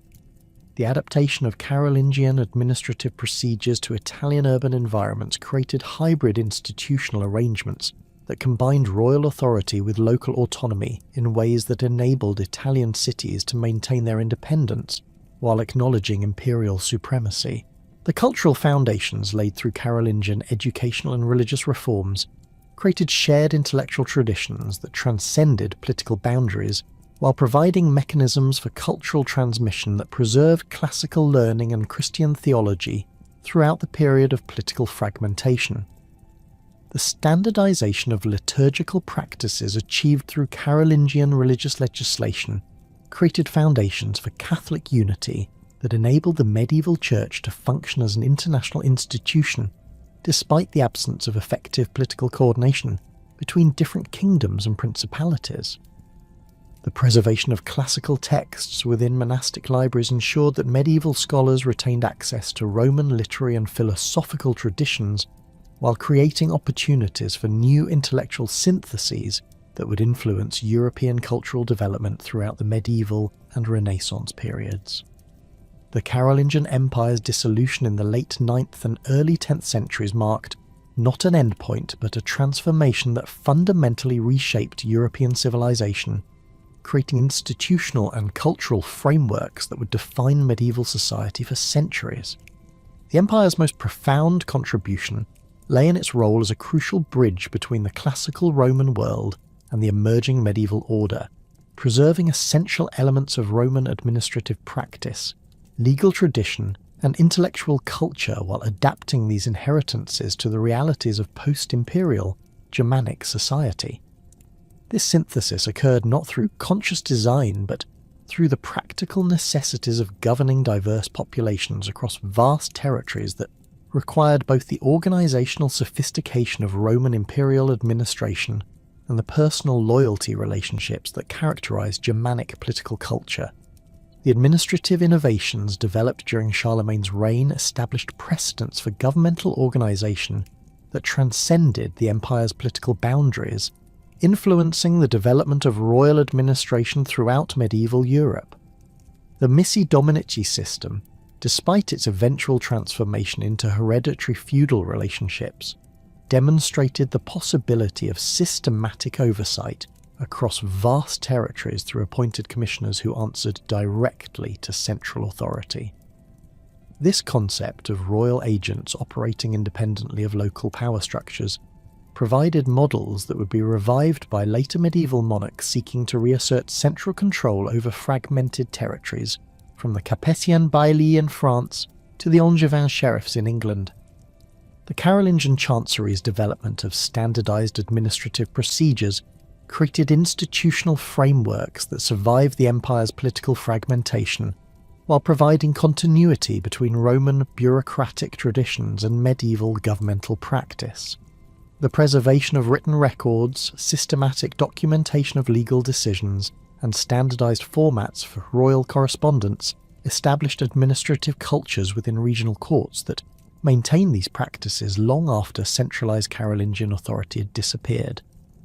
The influence of these procedures extended beyond the former Carolingian territories through diplomatic contacts, ecclesiastical networks, and the movement of trained administrators who carried their expertise to emerging kingdoms throughout Europe.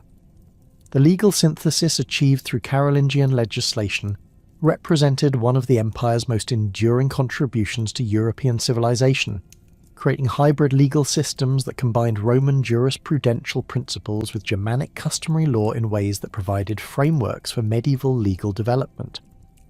The capitularies issued by Charlemagne and his successors established precedents for royal legislation that influenced the development of royal law throughout medieval Europe, while their integration of ecclesiastical and secular legal traditions created models for the complex jurisdictional arrangements that characterized medieval society. The Carolingian emphasis on written law and procedural regularity distinguished European legal development from contemporary legal traditions in other regions, while providing foundations for the sophisticated legal systems that would emerge during the later medieval period.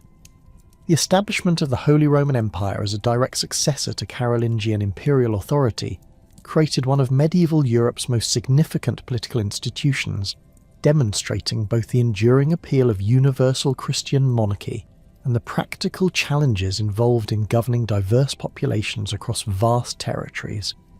Otto I's revival of imperial dignity in 962 consciously evoked Carolingian precedents, while adapting imperial ideology to contemporary political realities that required accommodation with regional autonomy and ecclesiastical independence. The complex relationship between imperial authority and papal supremacy that emerged from this arrangement established patterns of church-state interaction that would influence European political development throughout the medieval period and beyond. The Holy Roman Empire's federal structure, based on the stem duchies that had emerged during the dissolution of East Frankish central authority, represented a sophisticated adaptation of Carolingian administrative principles to German political realities that emphasized tribal identity and regional autonomy. The empire's ability to function effectively despite its decentralized structure demonstrated the continuing relevance of Carolingian governmental concepts, while illustrating the flexibility required for successful medieval statecraft. The imperial chancellery's preservation of Carolingian administrative procedures ensured institutional continuity that enabled the Holy Roman Empire to maintain diplomatic relationships and coordinate military campaigns across its vast territories throughout the medieval period. The relationship between secular and ecclesiastical authority that developed during the Carolingian period established fundamental principles for medieval political theory that would influence European governance throughout the medieval and early modern periods. Charlemagne's assumption of responsibility for religious reform and ecclesiastical administration created precedents for royal involvement in church affairs that would generate centuries of conflict and negotiation between temporal and spiritual authorities. The concept of Christian kingship that emerged from Carolingian political theory invested secular authority with religious significance while creating expectations for moral leadership that would influence medieval concepts of legitimate governance. The papal alliance that had legitimized Carolingian rule established institutional frameworks for church-state cooperation that survived the empire's political fragmentation, while providing models for similar arrangements throughout medieval Europe. The mutual dependence between Carolingian rulers and papal authority demonstrated the advantages of combining secular military power with ecclesiastical legitimacy, creating partnerships that enabled both institutions to achieve objectives that would have been impossible through independent action. The precedents established through these relationships influenced the development of medieval political theory while providing practical models for managing the complex jurisdictional disputes that characterized medieval society.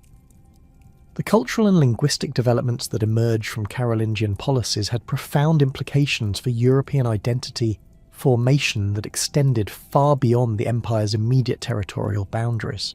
The standardization of Latin as the language of administration, education, and religious observance created a common intellectual culture that transcended political boundaries, while facilitating communication between different regions and social groups throughout medieval Europe.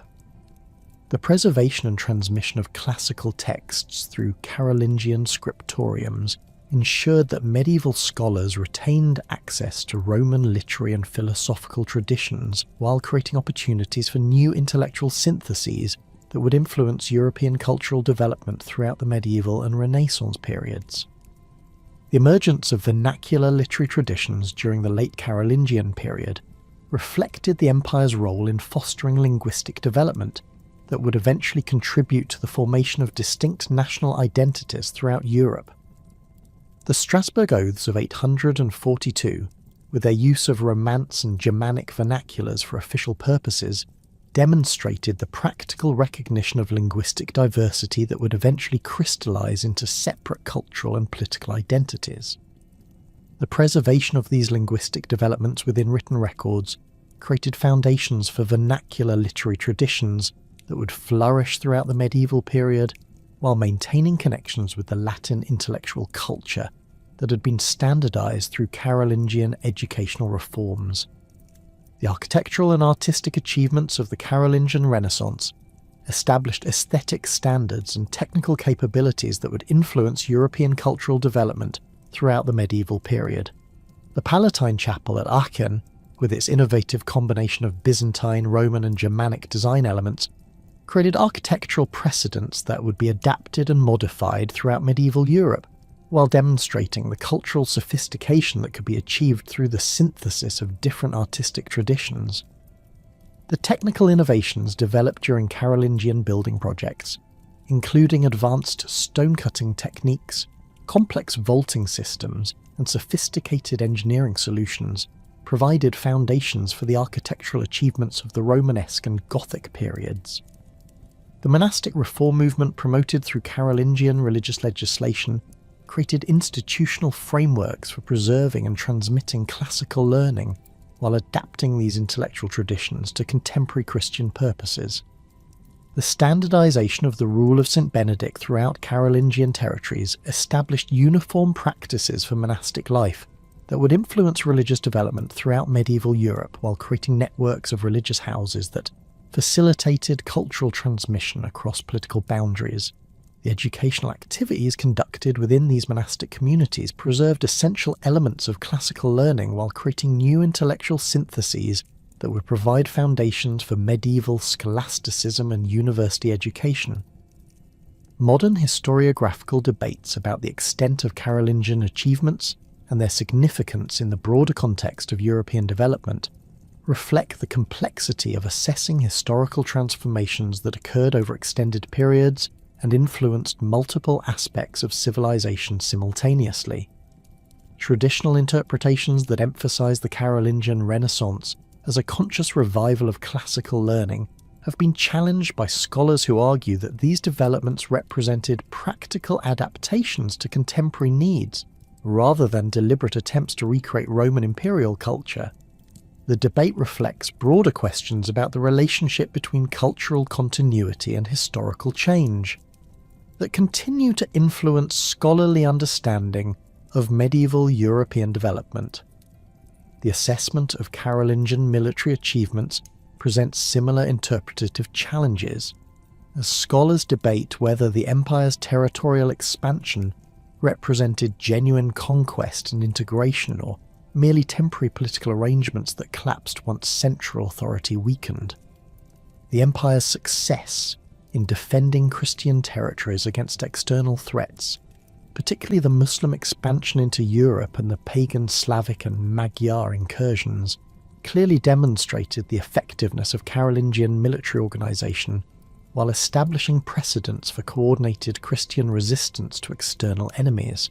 However, the sustainability of these achievements depended on maintaining the complex political and military arrangements that had enabled initial success, arrangements that proved vulnerable to the succession disputes and administrative challenges that characterized the later Carolingian period. The economic impact of Carolingian policies remains a subject of scholarly debate, with historians disagreeing about the extent to which imperial legislation and administrative reforms contributed to the commercial revival that characterized the 8th and 9th centuries. The standardization of weights, measures and currency systems clearly facilitated interregional trade while reducing transaction costs that had previously limited commercial development. But the relationship between these administrative improvements and broader economic trends remains unclear. The empire's role in protecting trade routes and maintaining political stability certainly contributed to commercial growth, though the extent to which Carolingian policies directly caused economic expansion, rather than simply providing favourable conditions for developments that would have occurred anyway, continues to generate scholarly discussion. The assessment of Carolingian contributions to European political development must acknowledge both the empire's remarkable achievements and its ultimate inability to create lasting institutional arrangements that could survive the challenges of governing diverse populations across vast territories without modern communication and transportation systems. The empire's success in adapting Roman administrative principles to Germanic political traditions created governmental innovations that would influence European political development for centuries, while its failure to resolve fundamental tensions between central authority and regional autonomy demonstrated the limitations of medieval statecraft when confronted by the practical challenges of governing complex societies. The Carolingian Empire's historical significance lies not in its temporary political unity, but in its lasting contributions to European institutional development, cultural transmission, and identity formation. The Empire's role in preserving classical learning, standardizing religious practices, and creating administrative frameworks provided foundations for medieval European civilization that would survive and flourish long after the political structures that created them had disappeared. The synthesis of Roman, Germanic, and Christian traditions, achieved during the Carolingian period, established cultural patterns that would define European civilization throughout the medieval period, while providing intellectual and institutional resources that would enable the remarkable achievements of the later medieval and Renaissance periods. The Empire's ultimate legacy lies in its demonstration that European civilization could maintain continuity with classical traditions while adapting to contemporary realities through creative synthesis and institutional innovation. The Carolingian achievement established precedents for cultural preservation and transmission that would enable European civilization to survive and flourish despite periodic political fragmentation and external challenges, creating foundations for the remarkable intellectual, artistic, and political achievements that would characterize European development throughout the medieval and early modern periods. In this broader historical context, the Carolingian Empire represents not merely a transitional phase between classical and medieval civilization, but a crucial period of creative synthesis that established enduring patterns for European cultural and political development.